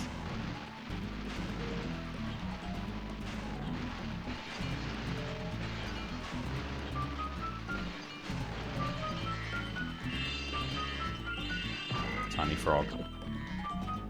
Oh, Sparks. Left it behind eating butterflies. There we go.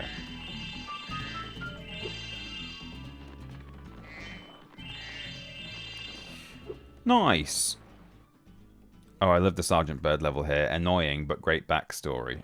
I can't remember. I remember the story of the level as a whole. This couple that we're trying to... Well, this poor fairy princess who we're trying to rescue from her evil... Oh, Spyro, what are you walking off there for? No, okay. Hi, Spyro. Isn't Prince Azrael just the dream used? The other fairies and wizards won't let us get married. Her eye keeps culling so out. We're going to elope. By the way, Azrael says you can have this egg if you don't tell anyone where we went. We're going to elope. Princess Amy. There's one of those in my house. No, she doesn't spell it like that, though. Princess Flower Pockets.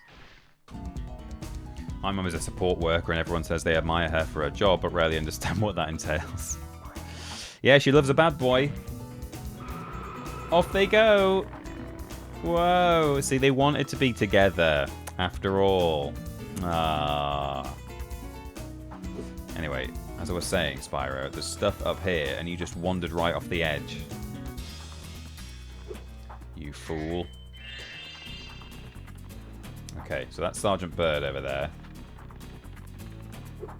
Oh, is this also the level with Jack and the Beanstalk? I quite like that. Oh god, these things.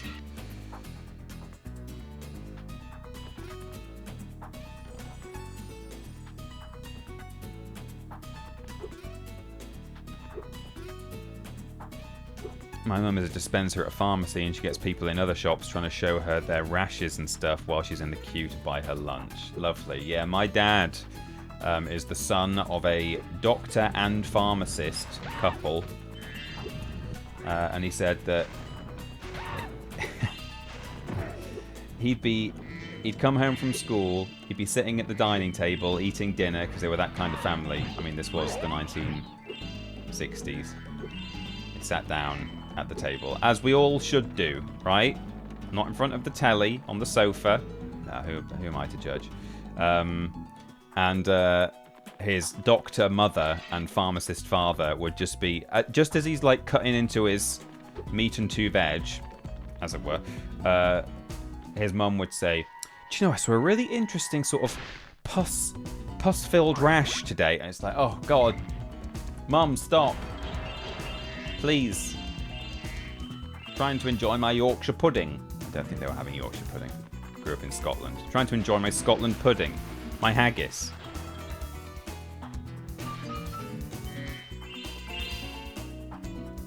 I judge. I'm in front of my computer mostly, lol. Well, it's not. I did say just the TV. Computer is completely different.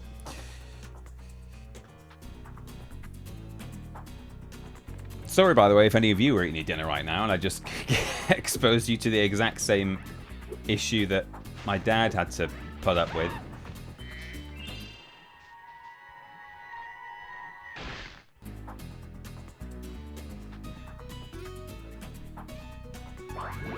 Do-do-do-do-do-do.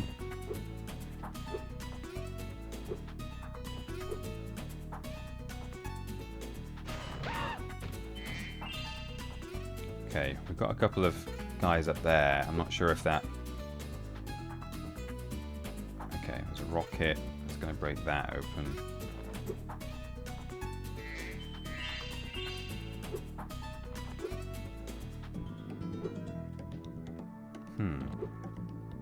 Okay. Oh, I did it. It worked.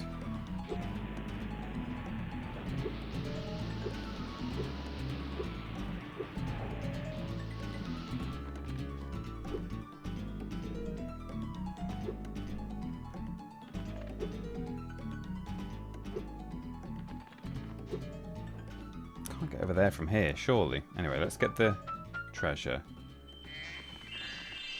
Love a Scotland pudding. Haggis deep fried in iron brew. Yeah. Delish. We are eating dinner now, says Vraxis the Witch. Apologies. Sorry, everyone. I sort of didn't really think about the time. Well, and anyway, you're all from different time zones regardless. It's always dinner time somewhere.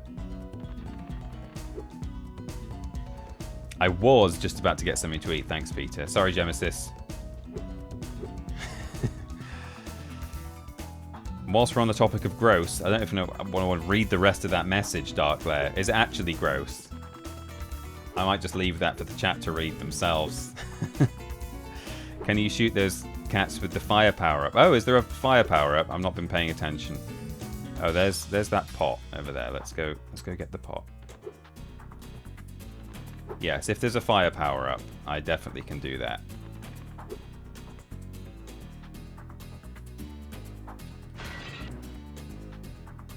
It's lunchtime, but I'm not eating. Cool. Says Zombili. I grew up eating dinner with the family at the table and found that basically none of my friends at school did. It fundamentally changed how I view society, says Rizcracker. I also grew up mostly eating at the table as a family. Definitely on weekends when we were all around, like when because my dad didn't used to come home from work until, well, later than our tea time. But even then, we would generally eat at the table with my mum. Sometimes she might let us go and watch The Simpsons or something with some food in our lap, but mostly at the table. But yeah, definitely, without fail, on Sundays, we would have Sunday roast dinner at the table, sit around as a family. There'd always be a dessert as well of some kind. Treacle tart, jam sponge, maybe ice cream. And that was always at the table as a family. And I think it's a really good thing. Me and Amy say that if and when we have we do also, just as the two of us, we eat at the table most of the time. But we've said particularly if we start a family and we have a child, we'll be sitting around the table. Yeah, I mean, in all seriousness, no actual judgment against anyone who either didn't do that growing up or now that they're a big, strong, grown-up adult, chooses not to do it in their current life. I mean, some people don't have a proper dining table anyway, or like a proper real table. If you live in like a studio apartment or something, it might not really be convenient to have a big table in there, and you're gonna sit on the sofa regardless. But yeah, I personally think it was a really good thing. You know, we would actually just talk as a family about what we've been up to that day or that week, or you know, we used to decide when and where to go on holiday in those situations quite often. When it was like coming round to booking a summer holiday sort of time, we would sit round and think of places to go, and yeah, I think it's a good thing if you can do it. I was going to cook dinner and eat it while catching up on. This is interesting, but you've convinced me otherwise. Thanks for keeping me level-headed. No problem, Enthusiasms.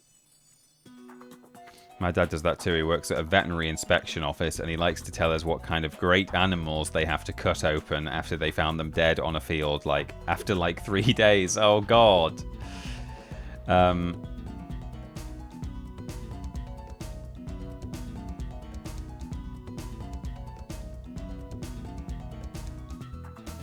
agree with my mum doing some healthcare about, and then pharmacy work takes a lot to put me off my food. Says Jesus life.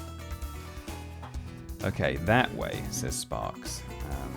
And we've got a couple of magic doors we can go through. I'm just gonna jump over through this one while we're here.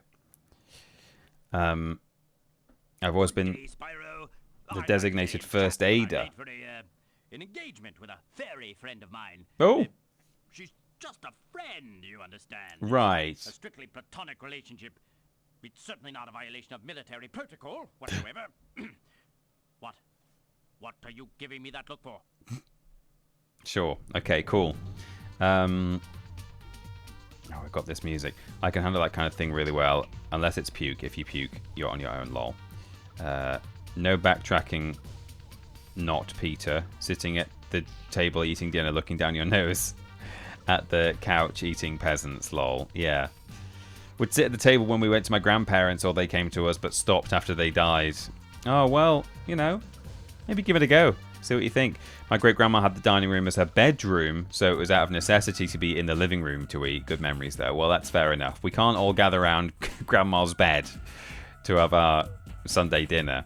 I worked with a 60-year-old nurse who literally told us puke is her red line. Yeah, I mean, I don't even like thinking about it. Fun fact, people tend to believe that Da Vinci's Last Supper had Jesus and the disciples all on one side of the table as an artistic choice, but it's actually based on fact. They all sat on one side of the table because there was a TV on the other side with a TP stream on. Jesus loved Crash Bandicoot. I think that's true. It's in the book of Revelation. They just say, oh, and by the way, that bit in the gospel earlier in the book, let me tell you a bit more detail. I had a friend whose parents were both dentists. She wasn't allowed to have anything with sugar in it. I think I'd die if that was me. Oh, my goodness me, Darkslayer. That's tough. Tough for them. I've been making a concerted effort not to eat at my desk this year. It makes a difference. Well, it's good to hear, Trailing Badger. I'm glad that it's helping you out. I mean, to be honest, we could all do with less time in our office chairs, I imagine. Where have you been, James? We were supposed to meet in the temple an hour ago. And don't give me that old matters of national security line again. Bird. I guess it James doesn't matter. Bird. The whole temple is full of nasty cat witches anyway. We'll just have to call off our date. That is, unless you want to battle the witches. I'll battle the witches. I don't want to call off our date, Isabel. Definitely not. Oh,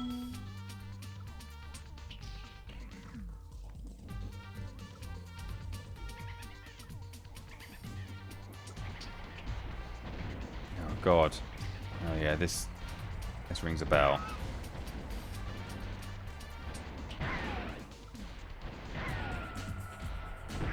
God.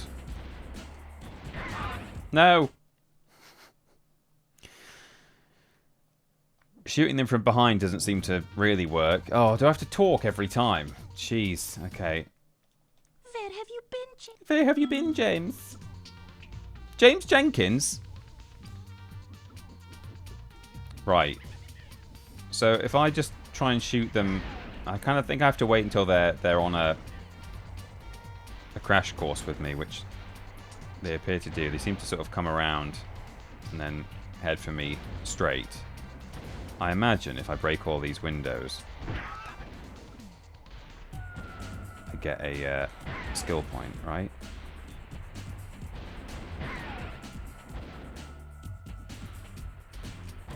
There we go. So, I Well see done, those rocket James. launchers aren't just for show after all. Mm. Well, I just hope your accuracy is better than your punctuality, because there are still a lot more witches in the temple. The recliner in my chair is broken, so I slowly lean further and further back over a few minutes. It's a bit annoying. I'm sure it is.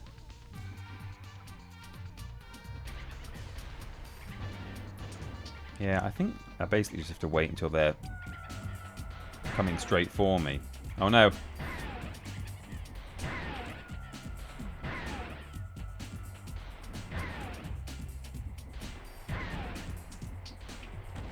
Oh no. Stop.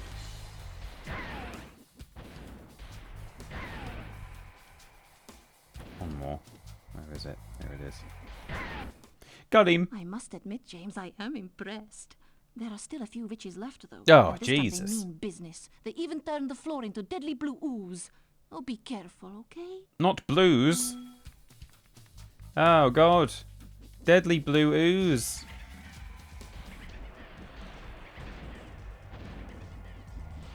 Ooh, they're casting spells now.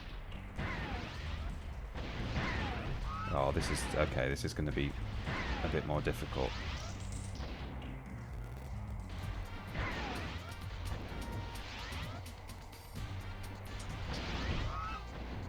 Sergeant Bird, please. No. No, we can't take another hit.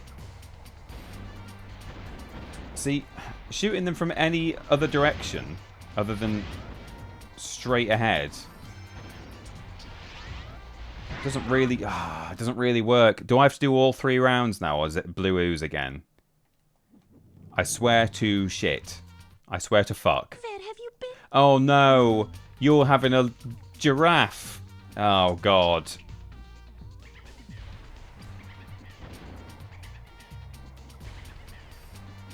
Okay, now I see why you guys in the chat were saying you didn't like this mission.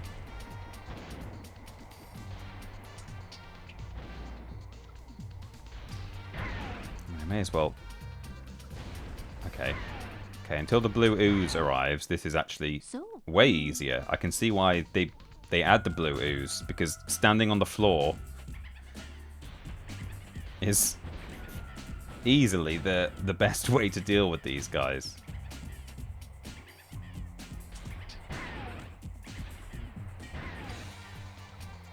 Oh!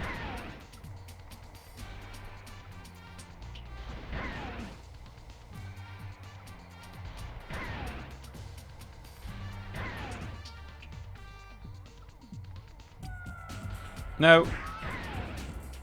And thing is, your hit points carry over for this whole 3-part challenge. So I've taken a hit now. Oh, the other 2 actually way up in the sky. Am I not gonna... Do I actually have to fly to get the others? Okay. Can I just redo the skill point at will?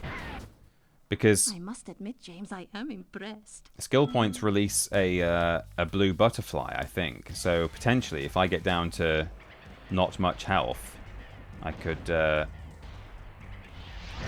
smash the 4th window.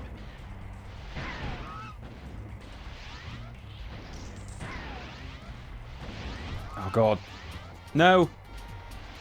Thank God for iframes. Oh Jesus Christ!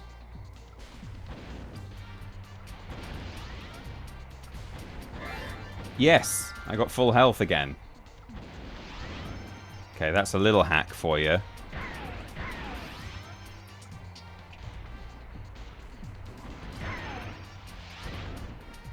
God, this is brutally difficult. Ooh, deadly blue ooze. Okay, one more. There he is. Or she. Thank goodness for that. Did it, James? I knew you weren't the leader of the... That's why I always try and save the skill point until I need the healing. Yeah, well, clearly you can redo the skill You're doing point, so that's incredibly good. well, aren't you? What a sexy player. Did it, James? I knew you weren't the leader of the Hummingbird Resistance Movement for nothing. Now we have the temple all to ourselves, but first, I have a present for you. It's an egg. Are these two gonna... Are they gonna kiss? And I use the bucket. Kiss, kiss.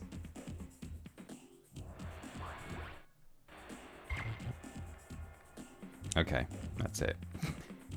We've got our egg. 98 eggs now. It's pretty good.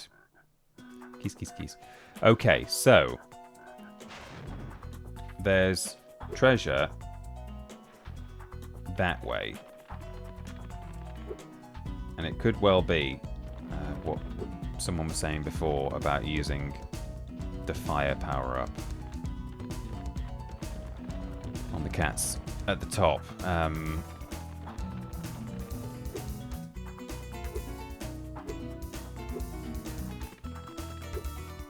Oops, bonk.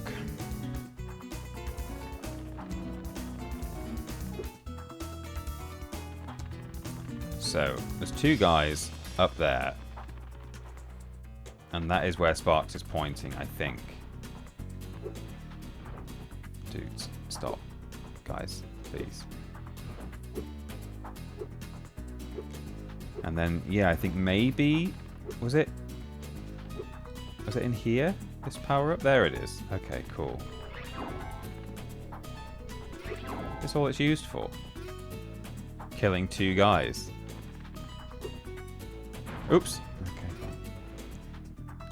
It's alright, we can recover from this.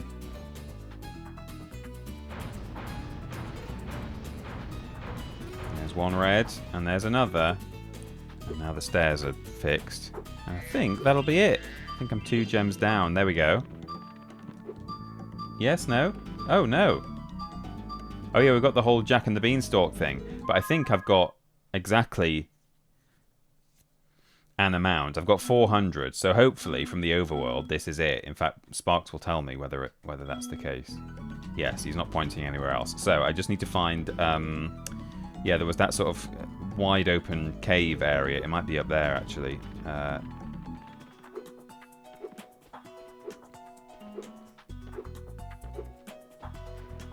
Was it in there, or is it in there? I'm going to have a quick look over here first. Really wide entrance. Here, yes, this one. And this is a plant growing... Oh, this guy looks like me, and that's fine. I like it. He's so tiny. According to legends, there's a golden goose at the top of this here mountain. I want to be the first person to the top so I can grab it. Okay. I just bought some Insta-Sprout Ultra Super Grow seeds from a bear with a bag of gems. Love that guy. He said they were magic, but I can't make them do anything. You can have a couple if you like. Thanks. So, they look a bit like every flavour beans from... Will this phone be quiet? I'm so popular today. It's all just emails.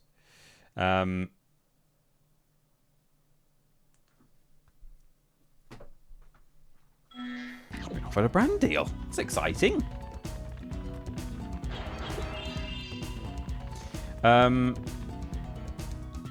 Boys blowing up your phone. Whoa, yeah, I know, and from a reputable source as well. You never quite know with these YouTube brand deals. I got one the other day, or today, I think, in fact, that was from something quite well known, but it wasn't them. Who was it? Oh, Duolingo got in touch with me. Hey, I'm Eric from Duolingo. We love your channel and what you're doing. We wondered if you'd like to promote Duolingo. And it was from, like, Eric at strangedomain.com. That's what his email was. It wasn't actually strangedomain.com, but you'd see what I mean.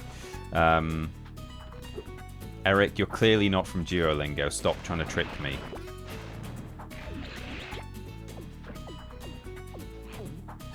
So, is it Nike, Adidas, or Puma? Is this a Reebok or a Nike? I'm so obsessed with House of the Dragon. Says Minecraft is BST. I've not seen House of the Dragon. Welcome, that's your first time chat.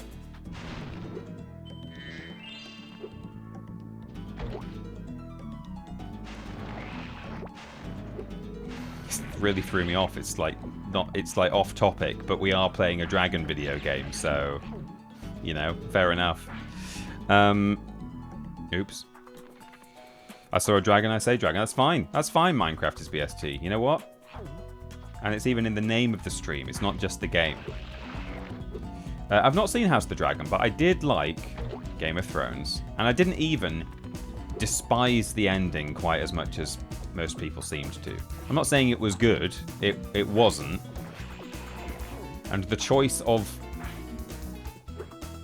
monarch, you know, without... I mean, it's... I think enough time has passed where I don't have to worry too much about spoiling Game of Thrones. But, yeah.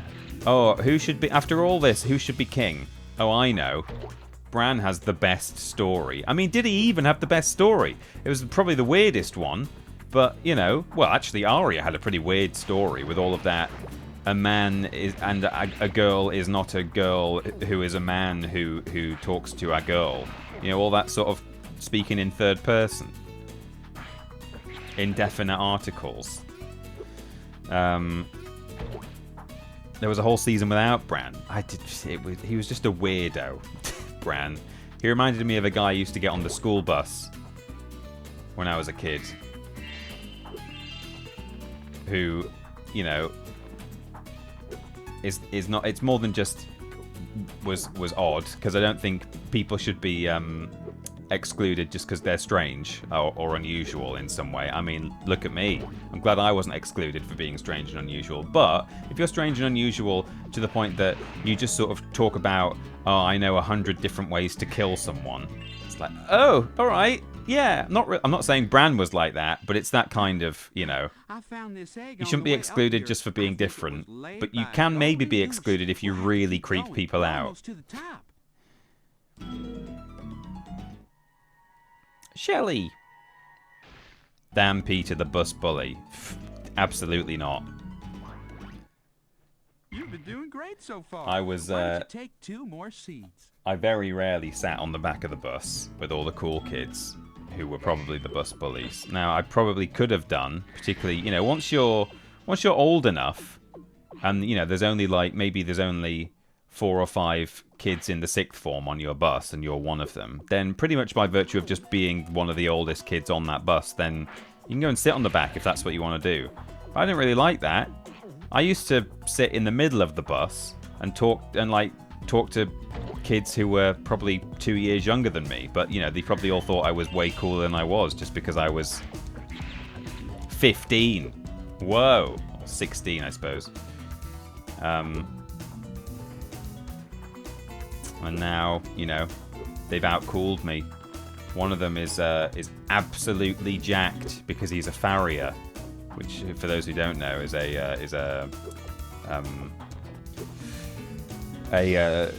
like essentially a blacksmith. Not quite, as a slight distinction, but yeah. Can I bring one of these back, like, along with me, along for the ride?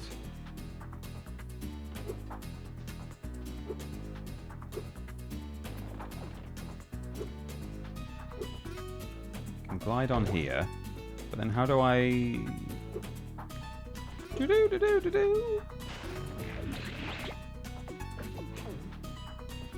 There's a bean next to Jack. Oh, was there? Oh, thanks, Cracker. I totally missed that. Because I can tell I need another bean, but... Jack? Oh, yeah. Blends in with the floor. There's a degree to which you can be weird, but you best not cross that line. Yeah, for the benefit of everyone else around you. Weird is good until it's not. You know? Spyro House of the Dragon will be a very interesting show. Oh yeah, we were talking about Game of Thrones, weren't we? So yeah, Bran's weird. Didn't like him very much. Weird choice for king. But all that being said, I wasn't as furious with the ending as other people were. I just thought it was kind of naff, and you know, I wouldn't have made some of the same choices. But it was like, okay, right, fine, yeah, that was clearly rushed, wasn't it? Okay, sure. So, but all of which is to say, yeah, House of the Dragon. I've seen lots of trailers and footage and stuff, and it looks good. We were talking about Millie Alcock earlier, weren't we? Isn't she in it? I think. And Matt Smith. And other people. Those are the only two who I know are in it. Jack and the Bean. Yes, we found it. Mr. Bean.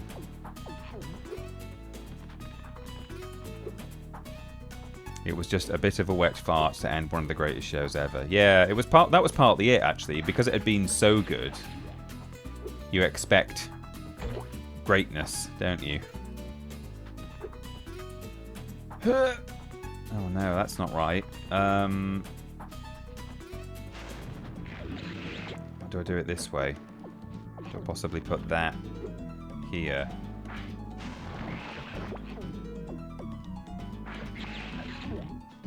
Can I get onto... probably not. This is going to be a bit too low, isn't it? Yeah. No, that's definitely not right.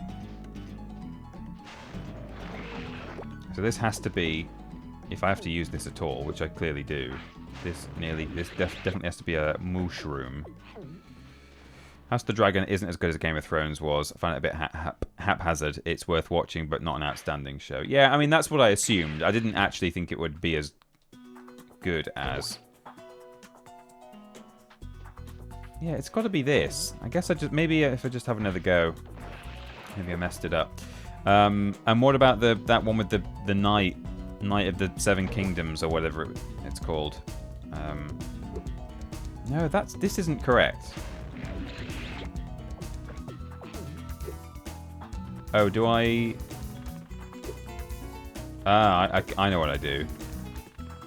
I understand. Yeah, I use one of those. It's a puzzle. So, it's really great, says Rizcracker. Okay, cool. So I take that, and then I need another mushroom. So I now take this back with me. I think this is right. Do do do do do do do do do do. This feels correct. No, Spyro, please just auto aim. No. There. So now I can bring this. Aha! Got it. Sorted.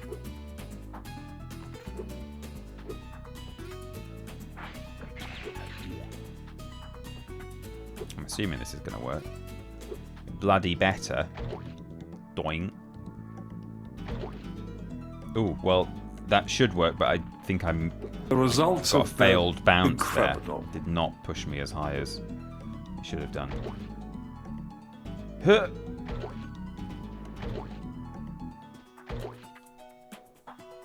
Ooh, I don't know, actually. I think that's correct. I think it's just not quite doing it the way I want it to, but...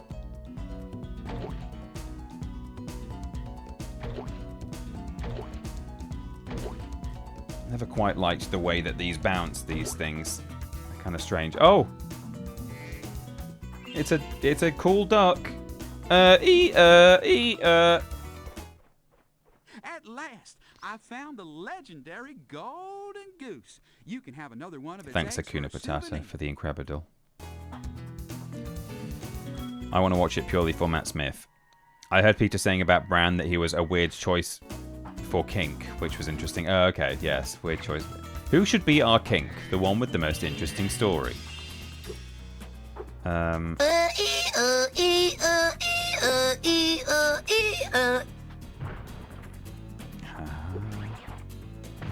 Oops. Thank you, Mikey. Someone needed to do it. Hey, level complete. Do-do-do-do-do-do. Chammed Ridge done. Now it's time for Fireworks Factory, where they make the fireworks. Fireworks?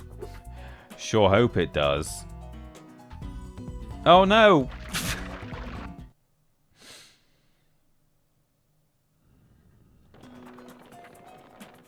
I don't like in House of the Dragon when Matt Smith brings the dragons in the TARDIS.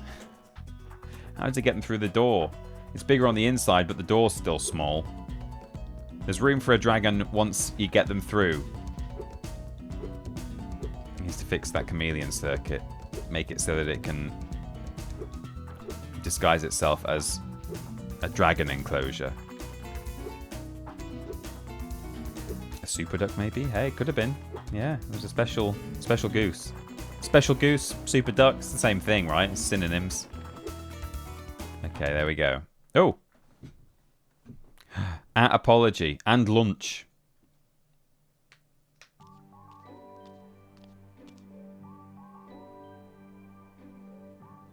Hello, I thought you might be hungry.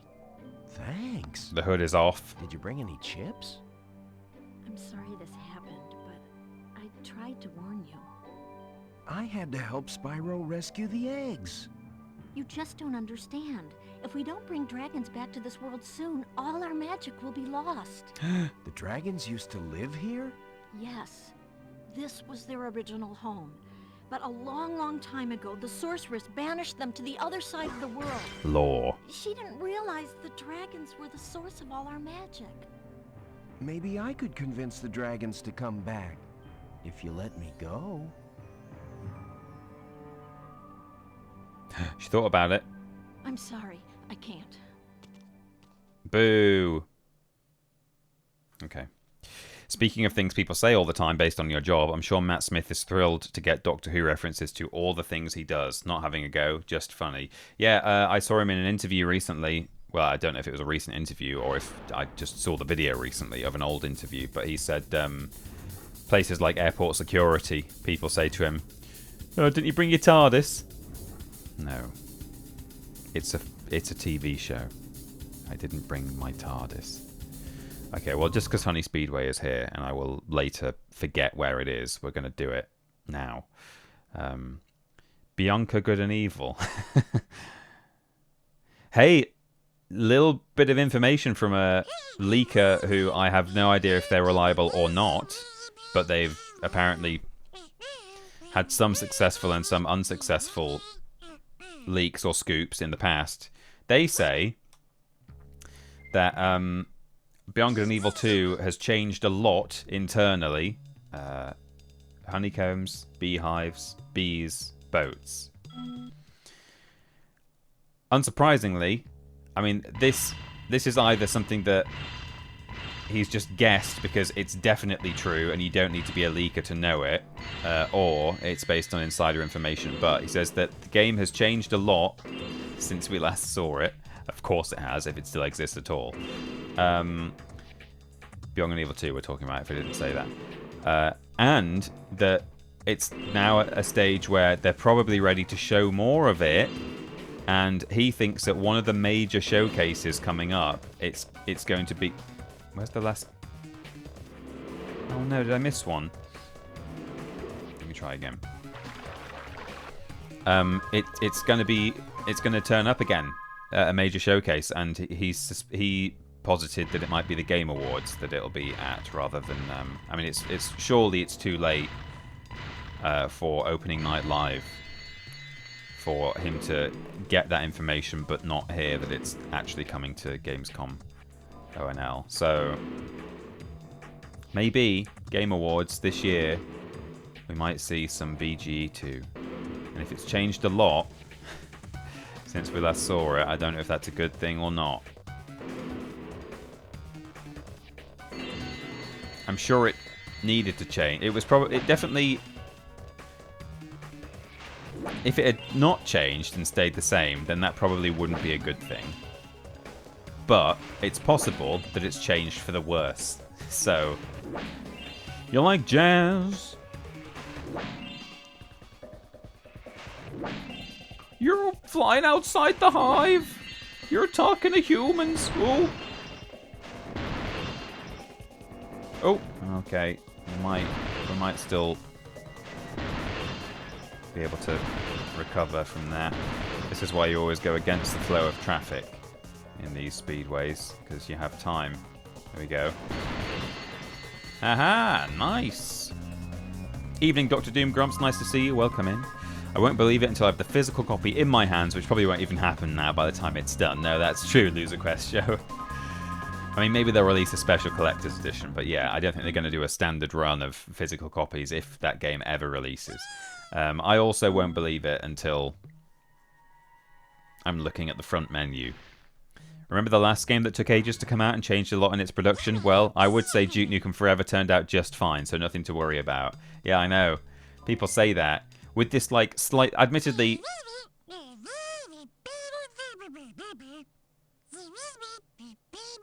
Okay. Uh-huh. Remember how I struggled with the last race? So, there's that stat that gets thrown around that Beyond Good and Evil 2 is now the longest in development kind of vaporware project of all time. You know, it's like record breaking. But that is based on the idea they're either counting it from just when the first game came out, so how long we have waited for a sequel, or I think more likely and slightly more reasonably, they're counting it from when Beyond Good and Evil 2 as a sequel was revealed initially in 2008, I think. A little teaser trailer was shown off. However, that is not the game that's currently being worked on. That was started, it had some development, it was then cancelled completely. And then in 2017, I think it was, when they showed off the first of those CG trailers with the chimp with the yellow gauntlet on his hand. That is when the current thing that is being called Beyond Good and Evil 2... I think they said the name of the game has changed as well, this leaker. But that is when that game actually started development, which I think... I mean, we're probably coming up on it still, that version beating Duke Nukem 3D. But at the moment, I don't think it is the record holder. If you actually, I think, are a bit more fair and count it from when this project was started. But then I guess you can argue the same for Duke Nukem Forever. Like, that game changed so much in its development. So maybe it's no different. Maybe, you know, you're not comparing apples and oranges, but maybe you are. Because Duke Nukem Forever was essentially always Duke Nukem Forever. At no point was it cancelled and completely restarted as an entirely new and separate project. Whereas I think that is a slightly more accurate description of what happened with BG2. But I don't know. But anyway, so there you go. There's a little update. You know, I always talk about these things as and when the news breaks. I don't know how true it is. I do not know how reliable this leaker is. But for those of you always on the lookout for your next bit of copium for Beyond Good and Evil, that's it. I'm your purveyor of copium.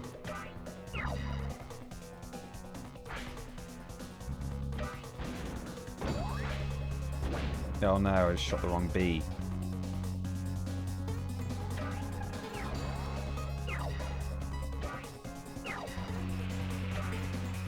Oh, I only just got ahead of him there. He might still be gaining on me as well, maybe. Okay, I've got a rocket this time though, so if he does overtake me, I'll shoot him down. Yeah! First try, EZPZ. You heard the man, BG2 is out by Christmas. The TP guarantee. Yeah, that's it. You heard it here first. I'm the leaker, and I've got all the information inside. Feels like if we see something from BG2, then it might just go quiet again, Battle Pants, you're right. They'll just show something, and then they'll be like, anyway, see you in 6 years. Thank you, Riskcracker. It's Henri.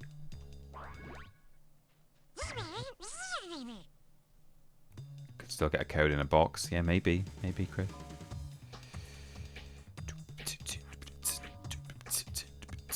BG2 big reveal at Gamescom. Confirmed. Yeah. I just can't believe anyone is actually still working on that. I mean, I can't believe it, but...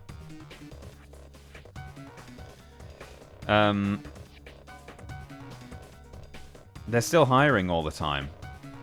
And occasionally it gets mentioned by someone at Ubisoft as though, like, you know, there was a time last year, I think last November, the person in charge of all of Ubisoft Europe said, oh yeah, I went round to the Montpellier studio and played a bit of BGE. They're really excited with what they've worked on. They can't wait to show more.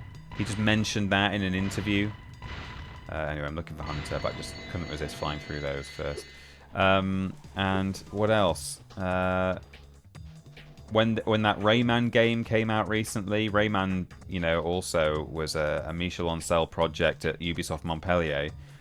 They talked about how, oh yeah, you know, trying to get the Rayman remake, like anniversary thing done was tricky because you know, a lot of the team at the moment are working on Beyond Good and Evil 2, and that just came from like an official Ubisoft source. Just casually dropped, like, yeah, you know, the Rayman thing. Obviously, a lot of the team at the moment are working on Beyond Good and Evil 2. Anyway, let me tell you more about Rayman. It's like, sorry, there what? Okay, confirmation apparently from an official source. I'll take it. Where's Hunter? Hunter. Is he in the tree? Oh, wait. Hunter's still in a cage, isn't he? So maybe we can't... He's not here. I think he's missing.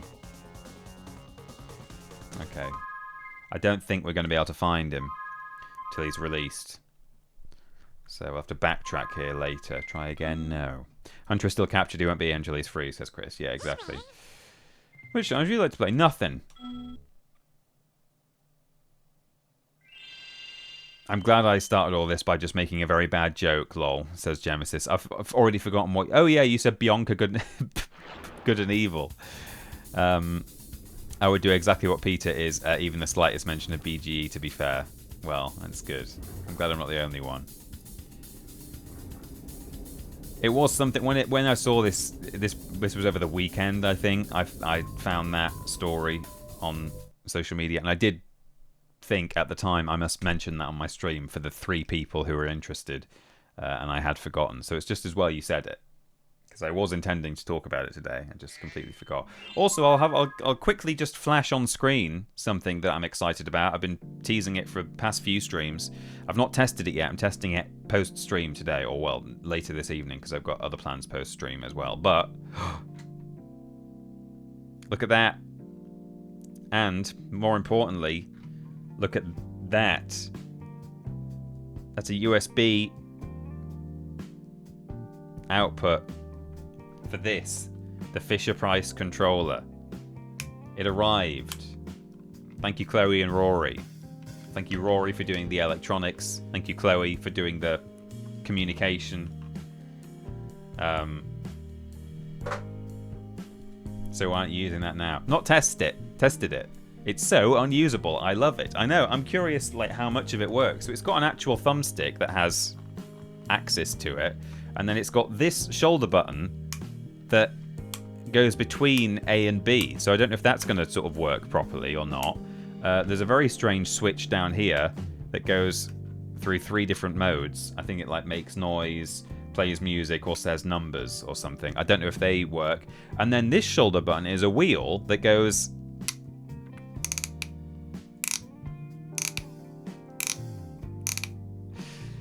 got several notches on it. So again, I don't know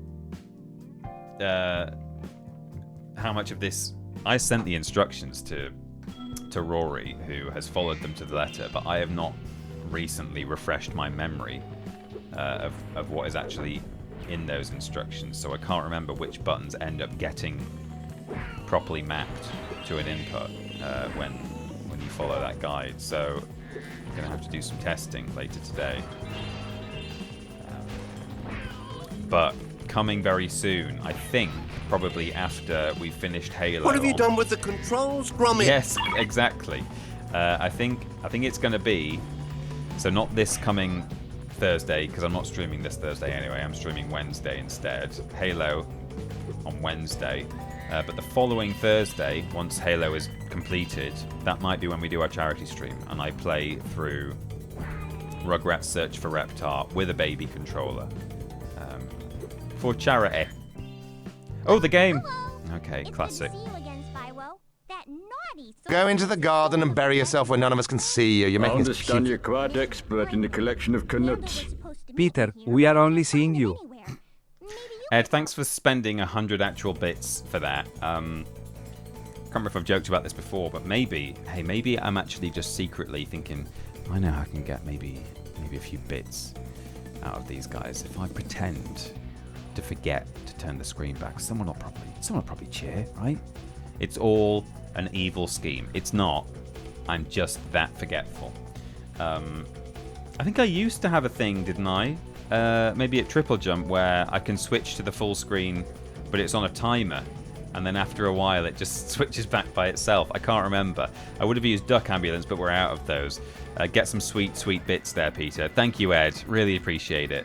Thank you for the cheer and for trying to set me on the straight and narrow. Chris saying the controls, Gromit. I don't know if that was in reference to the controller or to the fact that I was running off without showing the game. Peter, are you playing the game? We can't see, says Boring Loner. So, you should use that for every stream. It can be your gimmick. Oh my goodness. It looks like the kind of thing you give your younger brother to make him think he's playing with you, but it's not connected. Well, yeah, that might be how it feels to actually use it, to be honest. Lovely. Well, thank you very much for everyone who screamed, Peter, play the game. You missed nothing. Here's me talking to Greta. The only other thing I did was kill some of these ninjas who just respawn. They don't drop gems. They come out of a ninja spawner, and I picked up some treasure too. That's it. That's all.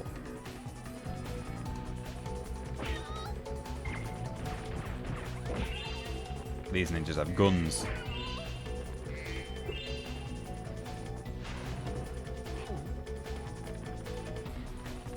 People just leave fireworks lying around in this fireworks factory. That is not good practice. Noodles. Spyro 3 moment is that if the adaptive difficulty puts you on easy, this level becomes unbeatable as two ninjas fail to jump down and you're two gems short. Oh no, you're short 2 gems. Didn't know that. It probably hasn't put me on easy, I don't think. Oops. And I'm not saying that because I think I'm particularly good at this game, but I think it bases it more not on performance and how many times you die, although maybe that goes into it. But then I've not actually died that much. But my understanding is it's more to do with how much completion of levels you have managed up until this point, and I have been pretty much 100%ing things as I've gone, so it's probably put me on the hardest difficulty, which means when we fight the next boss, we're going to have a miserable time.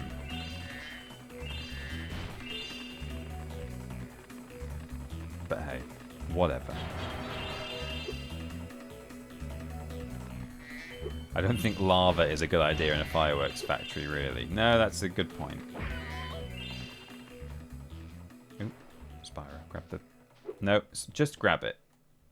Right there. Okay.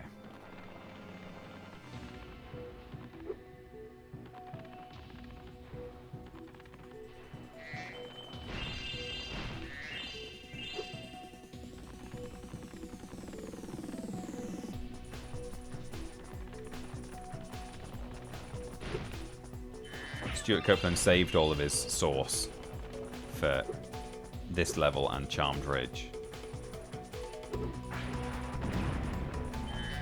So yeah, I'm going to make rubbish Sheila music so that we can have a really, really good one for Fireworks Factory.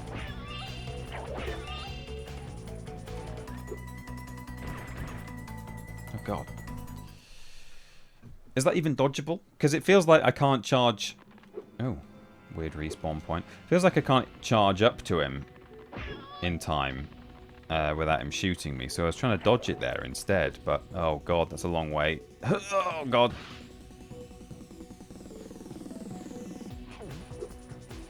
Is my camera on active mode? Yeah. Okay. No, don't save.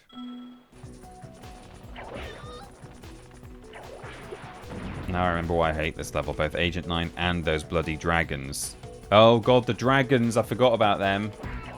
Okay. Okay, yeah, maybe I don't like this level as much. It's mostly, as I say, it's mostly the music that I like so much about Fireworks Factory. But the gameplay, actually, yeah, the dragons are a bit annoying.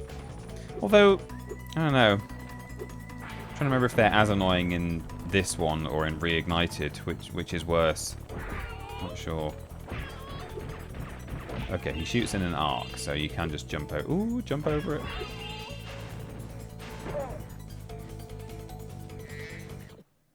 It looks like you'll have to use this cannon to get across here. Simply climb aboard. As for me, I just have to free my mind. Okay, Ashton. There she goes.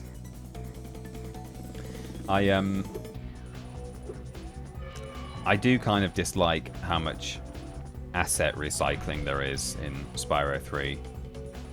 A lot of Spyro 2 stuff appears here, and a little bit of Spyro 1.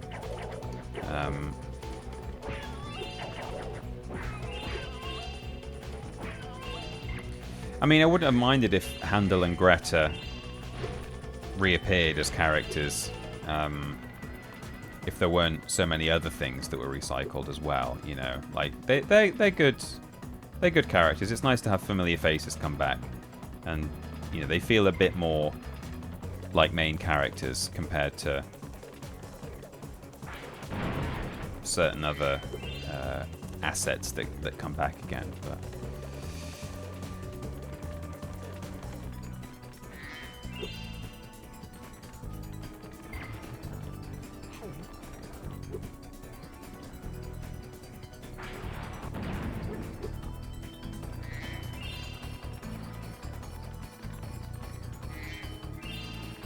can I break these? Yes, I can. Good. I need a rocket. I need one for that chest. Ooh. I need one for the guy who's still standing on the bridge. Oh, and there's a door. Okay. Oh, someone just broke something open.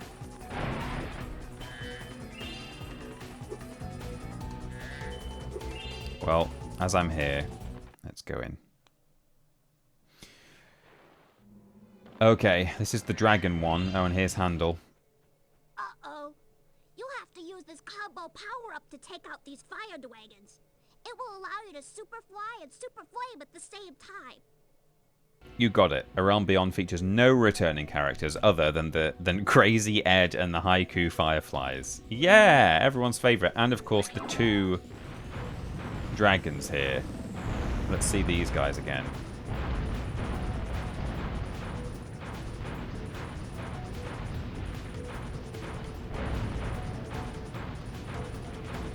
So yeah, these guys, you just have to shoot them and knock off like notches off their backs bit by bit.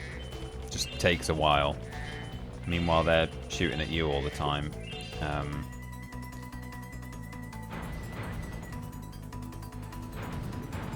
Yeah, and there's an underground bit that they can go into as well.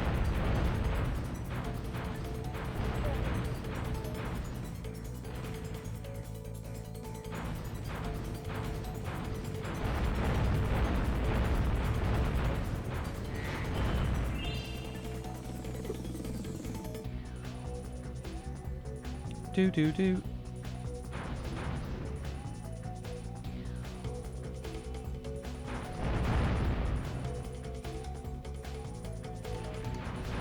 Yo. Don't want to die. I think you can regain health in this area, right? Yes, no? Is there a little bug crawling around somewhere? Maybe not.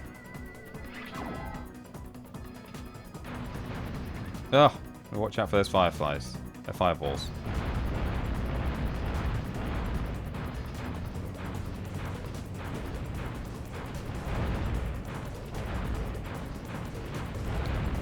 Reminds me of that game Centipede. I did a version of that on PS1. I think I had a demo for it. Or did I have the whole thing? Okay, let's not get shot. Okay. Do I remember correctly that they also regenerate health? Oh yeah, possibly. That could be why it's extra annoying.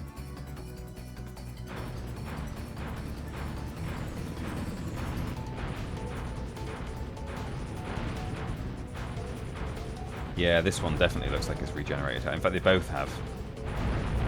So I think I just focus on one and kill it outright. I think that was the best idea.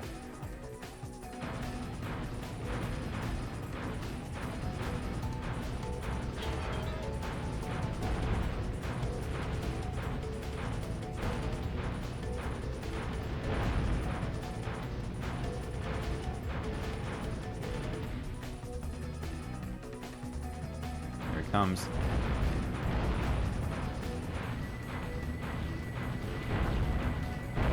Okay, that's one down.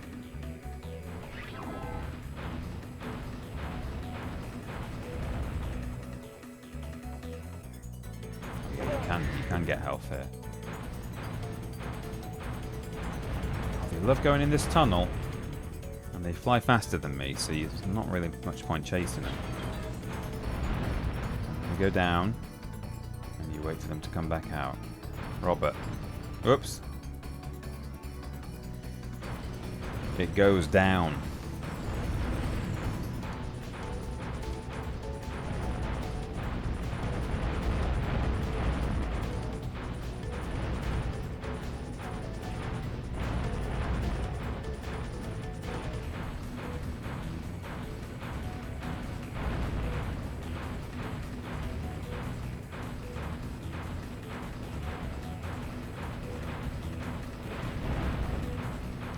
Lead your shots.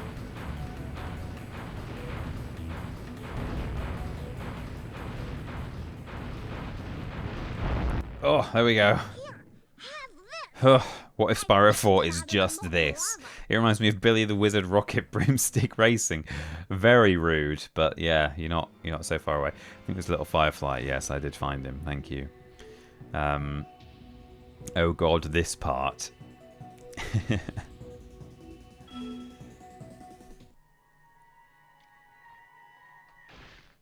What if Spyro 4 is just this? Oh boy.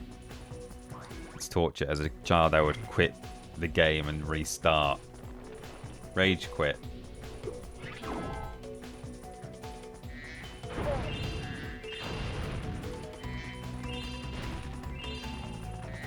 Oh, is that a weak wall?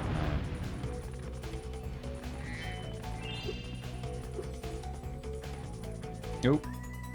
No, don't want that. Let me go down. Oh, no treasure down here. Interesting. I would have thought they wouldn't have been able to resist. Oh, do I not have a finite?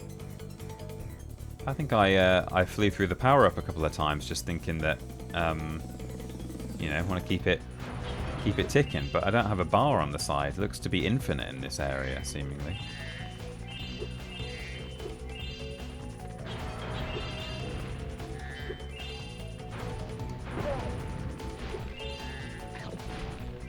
Okay, any more treasure sparks? Yes, that way. Nope. And more. There. And more. Where is it? Down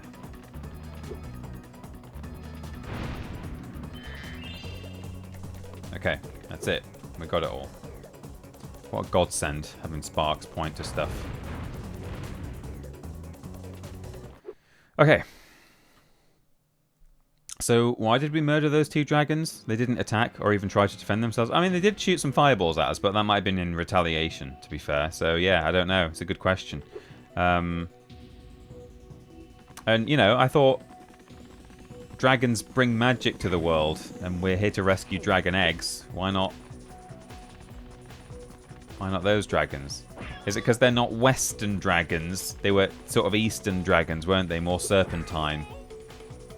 There was some dragon racism going on there.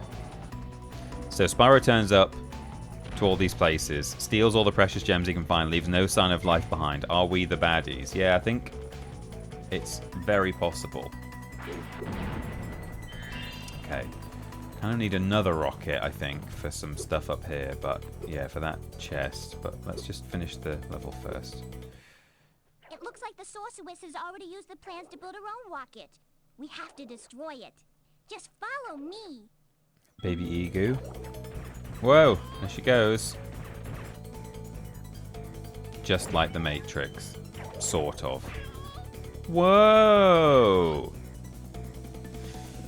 Due to the number of annoyingly and frustrating side missions, I do not understand why this is some people's favourite out of the trilogy. I agree, Scarf of Jericho. I'm not going to lie, I agree.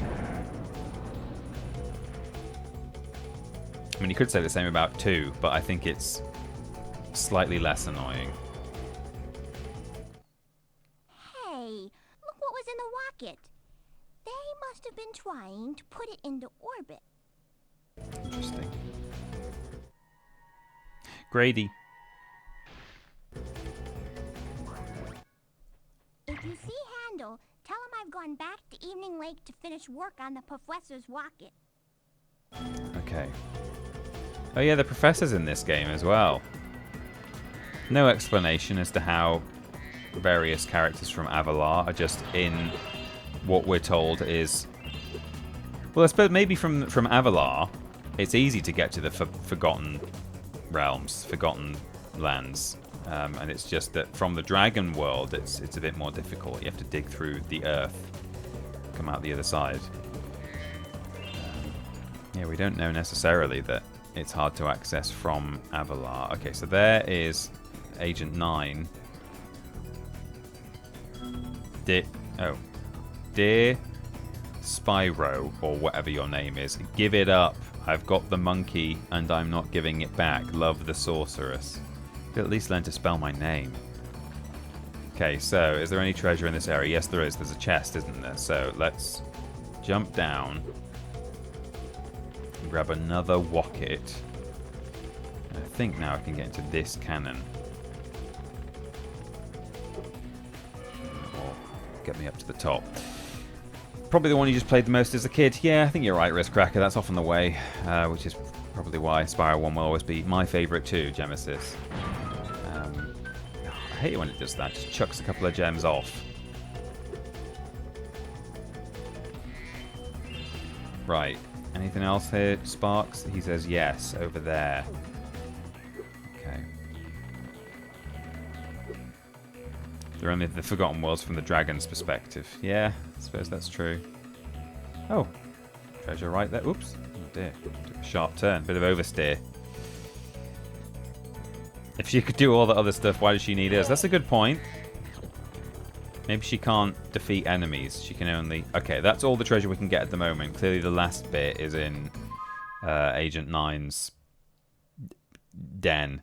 Ninja HQ. I don't know, there might be... Are there going to be 3 in that area? There might be.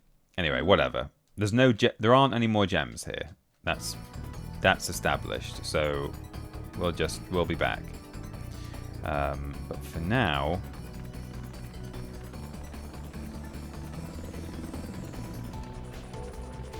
wait, what's the fast? Okay, let's just go down here and go up the cannon again. There's another side mission, says Cooley Willy. Oh, is there? Okay. Well, we'll do that while we're... So it's not there, is it? Because I've done that one, I think. I'll get my bearings when I get up top. It does look like there should be more... Yeah, there should be another way to get an egg beyond Ninja HQ, so I can believe that. Right, it's not... Yeah, that's not... It's not over there. And then, any doors here? No. And then down there is Agent 9. Okay.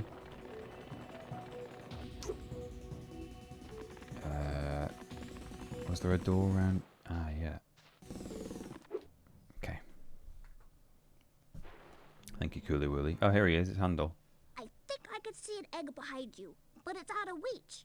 You'll have to take the long way round through all these Winocks to get to it. Great. There it is. See, if I had the Spyro 2 double jump, that'd be ripe for the taking.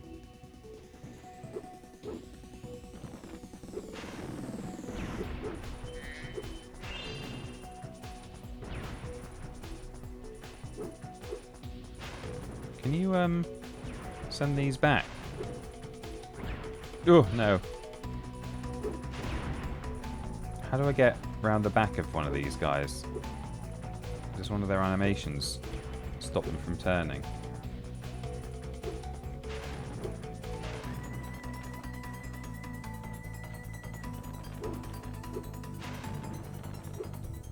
Or do you just get out of their range and let them like start wandering around? Okay, yeah, you just have to catch them unawares, I suppose. No! Okay, hang on, let's just... Oh, the gun. I forgot about the guys with guns.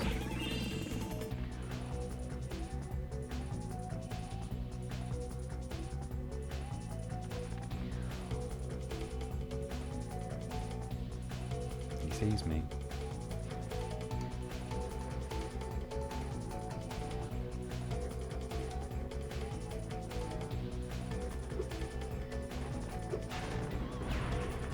Oops. Oh no. Oh, he dropped the gem and I didn't get it, which means I have to kill him again. That's how this game works.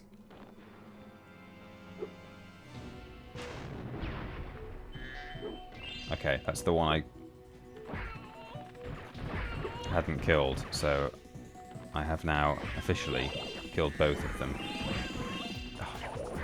It's hard to spot the ones with guns, because they have pretty much the same model. So look out for the sticks instead.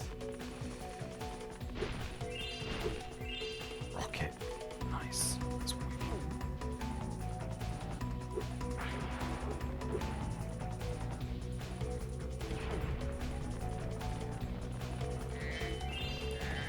Cool.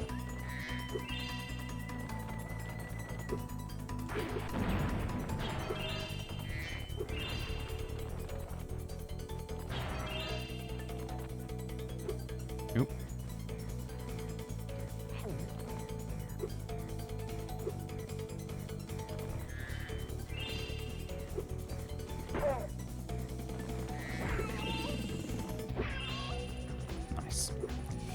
Okay. Got another guy here. Oh! I mean, it's a big explosion.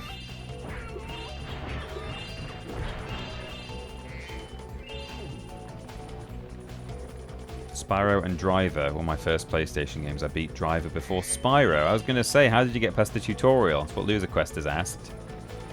Madness. I mean, it's not impossible, but... What baptism of fire, that being your first game. Managing to complete Driver as a child before you complete Spyro. I mean, to be fair, 100%ing Spyro as a child, Spyro 1 as a kid is not easy. Having to do, you know, treetops and haunted towers and stuff. Okay, so that's... I think all of the treasure, but we don't have sparks because I've taken too much damage, so I'm going to run around quickly again. And,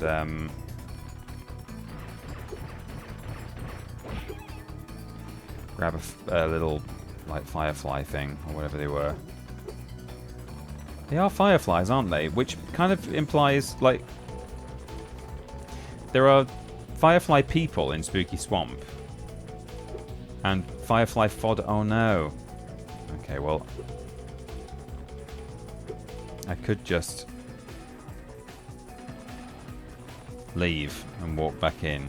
It looks like I've cleared all the rooms out. I don't see where else there could be treasure. I think we're good. Hello, Right in Space. Nice to see you. Thanks for dropping by. My first PS1 game was Gran Turismo 2, and while that's not a hard game per se, I had absolutely no idea how to even navigate the menus because of how in-depth it all is. Yeah, fair enough. Oh, cool, it stayed clear. Although I wonder if that means it's also not respawned the little glowworm. Let's find out.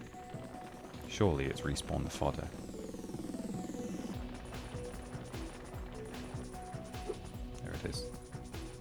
Look, that's a little firefly. But we've got firefly people in Spooky Swamp. I'm not really sure what that... Right, yeah, Spark says nothing. Not really sure what the implications are of that. Quite concerning. Okay, so I've now got pretty much everything I can get, I think. So we will exit the level. And we'll come back later when we've got the monkey. Firefly versus lightning bug. Yeah. It's a minor distinction. To be honest, the Rescue Driver was still hard, but it was the final mission. It was insanely difficult to beat. It took me at least 20 tries before I eventually beat it. Oh, well. Well done, you. Well done, child Gemesis. Okay. Evening Lake. We're done. We've done everything we can do. So now, if we head to the... wherever they're all gathering... with the next vehicle...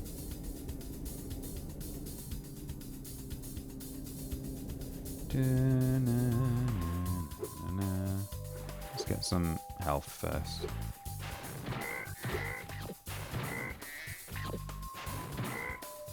There they are. A rocket. Oh, the Professor's rocket. Yeah, that's right. The rocket is ready for launch, Spyro. Hello, Flower Pockets. Hello, Flower Pockets. Welcome in. Hop aboard, Spyro, and boldly go where We rescued an egg today. A little baby dragon egg. Her name was Amy, but she did spell it with a with an I. So. Don't worry. Fairy engineering has never failed. Never. There's something about this fairy's model. Her eye gets culled out a lot of the time. To find just the right angle. In fact, it's just pretty much whenever she moves up and down. She's just winking constantly. Oh, it's not Crazy Ed. I guess this hunk of junk is supposed to fly. Sure glad I ain't the one getting on. Oh, great, thanks. Hop aboard, Spyro. This rocket will take you to Midnight Mountain. The rocket's fueled up and ready to go, Spyro. Oh, Spyro. Okay, on we go. Amy is such a chic way to spell it. Oh yeah, she was... Sorry, yeah, she was Princess Amy. It wasn't a dragon egg, it was a fairy. My mistake. Princess Amy. It was a fairy princess.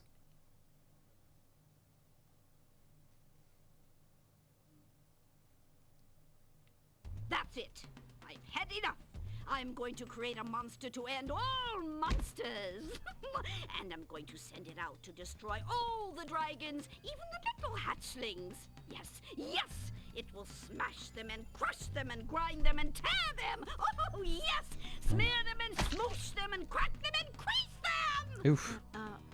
Won't that kill them? That doesn't matter, as long as I can still collect their wings. What?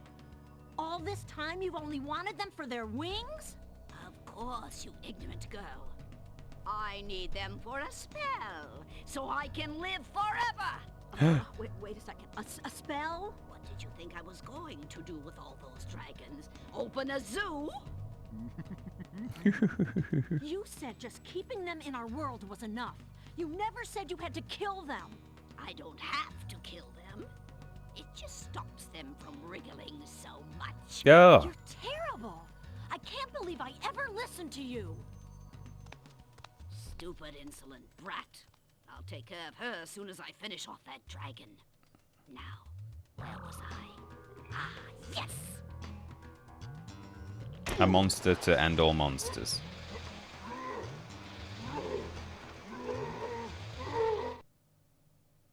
Okay, here it is. We're going to fight it.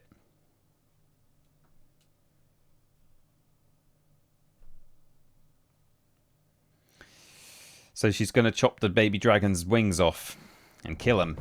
Oh, God. So I think this can be... This might be our last stand, Spyro. Yeah, it might. The sorceress plans to use this monster to destroy every iota of her opposition, beginning with the two of us. Alas, there is no time for ruminating. A battle awaits us. I will endeavour to assist you by means of a steady provision of combustible projectiles. Thank you, Bentley. So what's this guy called? Is this Scorch? I can never tell the difference between any of these guys. It's kind of weird that they decided to call one of the bosses Scorch. Buzz, Spike, Scorch is Pit. That's where we are. Scorch is a level in Spyro 2. Could they not have thought of any other word? Right, so I think this guy can be really difficult if the adaptive difficulty is on hard, which it may well be given that I've been collecting everything as I've been going. So this might be... This might be a rough time. Oh, God.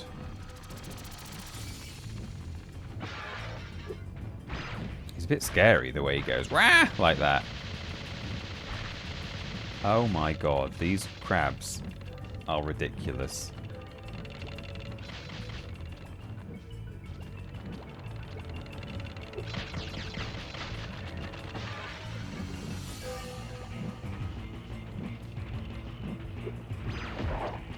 Okay, got him.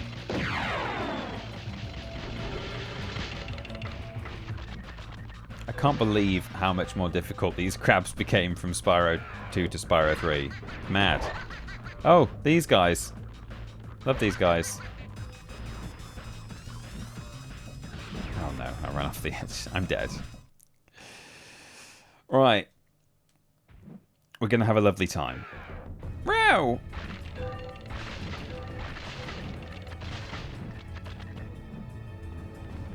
Bentley? Okay.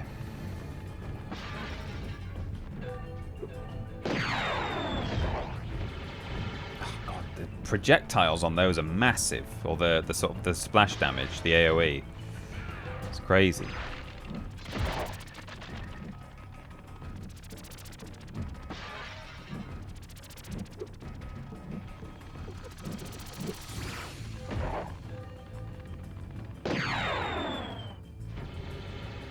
Okay, I'm doing great. EZPZ.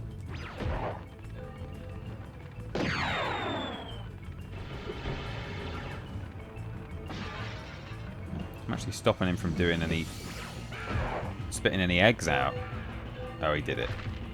Oh, what is that? Sort of Sunny Delight logo coming at me.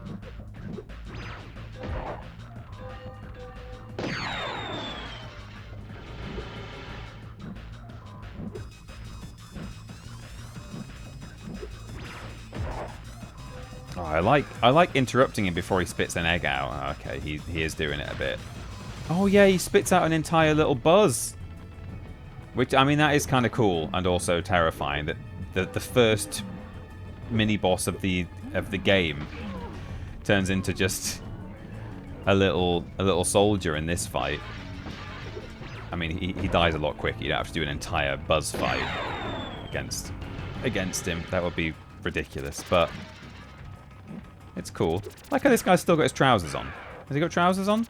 What do we think? It looks like he's wearing trousers to me. Oh.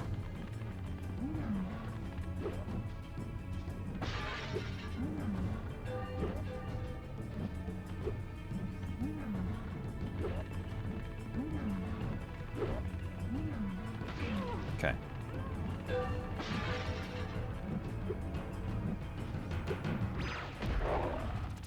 Got him. Okay, that wasn't too tricky. Well, the action replay. Those are jorts. He's a cool guy. Yeah, they probably are jorts. I mean, he's... Oh, James. James Jenkins? You'd have to wear jorts somewhere like this. There's so much spicy water and, you know, other warm things. That took you 4 minutes, lol. That's alright. Is that good? The escape. Hi, Bianca. Did you bring any more food? I'm starving. There's no time for that, Hunter. We have to stop the sorceress. She's gonna kill all the dragon hatchlings. Wait a minute. You're doing incredibly well, aren't you? What a sexy player. Okay, Game's kind of quiet, isn't it? You're in a cage, you furry numbskull. How can I trap you by letting you out? I don't know. You sorceress types can be sneaky. I never thought we were gonna hurt the dragons. Come on, we don't have time for this. There we go. Hunter's freed. So now I can go back to Honey Speedway if I like. See about his challenge. We have got a couple of minutes left of the stream, so that might be something we can just fit in. Let's do that. Let's quickly head back to Evening Lake. Nip into Honey Speedway and see what Hunter's challenge is. I don't remember what it is, how easy or difficult it is. I got 1 red gem from Midnight Mountain. And you know what? We'll be grateful.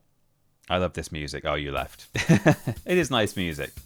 I think it's probably the best of the home was. This one's pretty nice as well, I think. Evening Lake. But yeah, Midnight Mountain is very nice. Okay, that is not where we're going. It's in here to the right, I think. Honey Speedway. Okay. Are we fighting more alien farm animals? Is that what's going on here?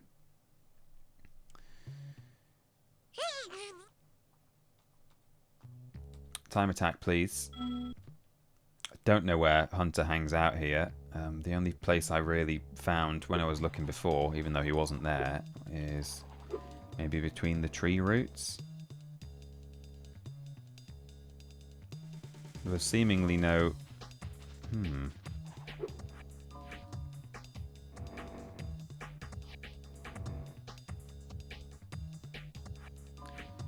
Oh, here we go. He'll be in here.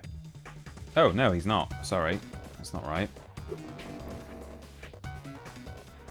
Oh, there. He's just standing out in the open.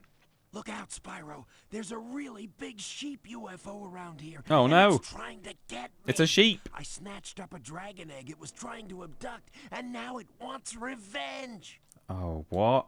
You wait here. I'll lure the UFO down the river of honey. Oh, wait. Is this when he's on his boat? Go ahead, I'll cover you. Okay, here I go. Oh, no. Oh, God. Here he goes. He can jump. Oh, whoops. Oh, great. There's a bit of a cooldown on jumping when you land. Yeah.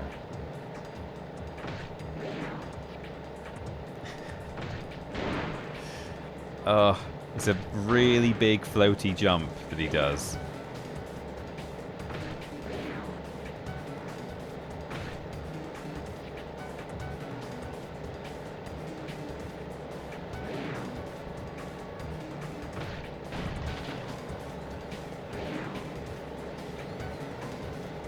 Oh, it's coming for me. Oh, it crashed. Is that it? Did I do it? Did you see that? Listen. Nobody outraces a cheetah. And look. Cheetah. That's where I got it from. Nobody outraces a cheetah.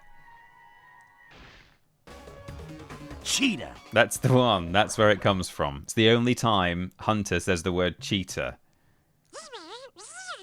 I don't want to play another challenge, Sparks. I've got to go. Leaving already? Too bad. Yes. Cheetah. Cheetah. Thank you. Nobody outraces a cheetah. Lord BR16 Pog Chegg. Look at that. Nobody outraces Cheggers. Well, everyone, thanks very much for dropping by on today's stream. I'm going to see if there is somebody streaming who I can raid. I've just been invited to an Xbox party. It's game night tonight for over on the Worst Games Ever Patreon. Sorry, that's me trying to open Andrew's stream. Oh, actually, Professor Juice is also live. I feel like I raided Andrew quite recently, so maybe let's give Professor Juice a little raid. Go and say hello to Rosie from me, everyone. /raid Professor Juice. Rosie is playing Infamous First Light. So do say hello. And I will catch you on Wednesday, not Thursday. As I said earlier, it's going to be a Wednesday stream for Halo this week. 3 p.m, not 4 p.m, which is a time slot I often do. 3 p.m, BST, Wednesday. I'll be playing some Halo right here on Twitch. Please do join me if you can. We're going to be completing the game. Yes, where did we get up to? I think we'll be completing the game, and if we have any time left, we will do some... yeah, we'll definitely be completing the game. I remember we're pretty near the end. We'll do the bonus missions, which I've still not done. I've not done the prequel missions that were bundled in with that version of the game. So I might try and find the time between now and the stream to just have a quick skim through them, so I kind of know what I'm doing. Or we'll play them blind together if we have time. As I say, I think we'll have a bit of time. It's not going to take us 3 hours to do the last 2 missions, hopefully. But anyway, do stick around for the raid and go and see Rosie's stream. And I will catch you on Wednesday. Thanks for being here, everyone. Thank you for the bits and the subs. And I hope you enjoy the rest of your Mondays and your week until I see you on Wednesday. All right. Thanks, everyone. Bye.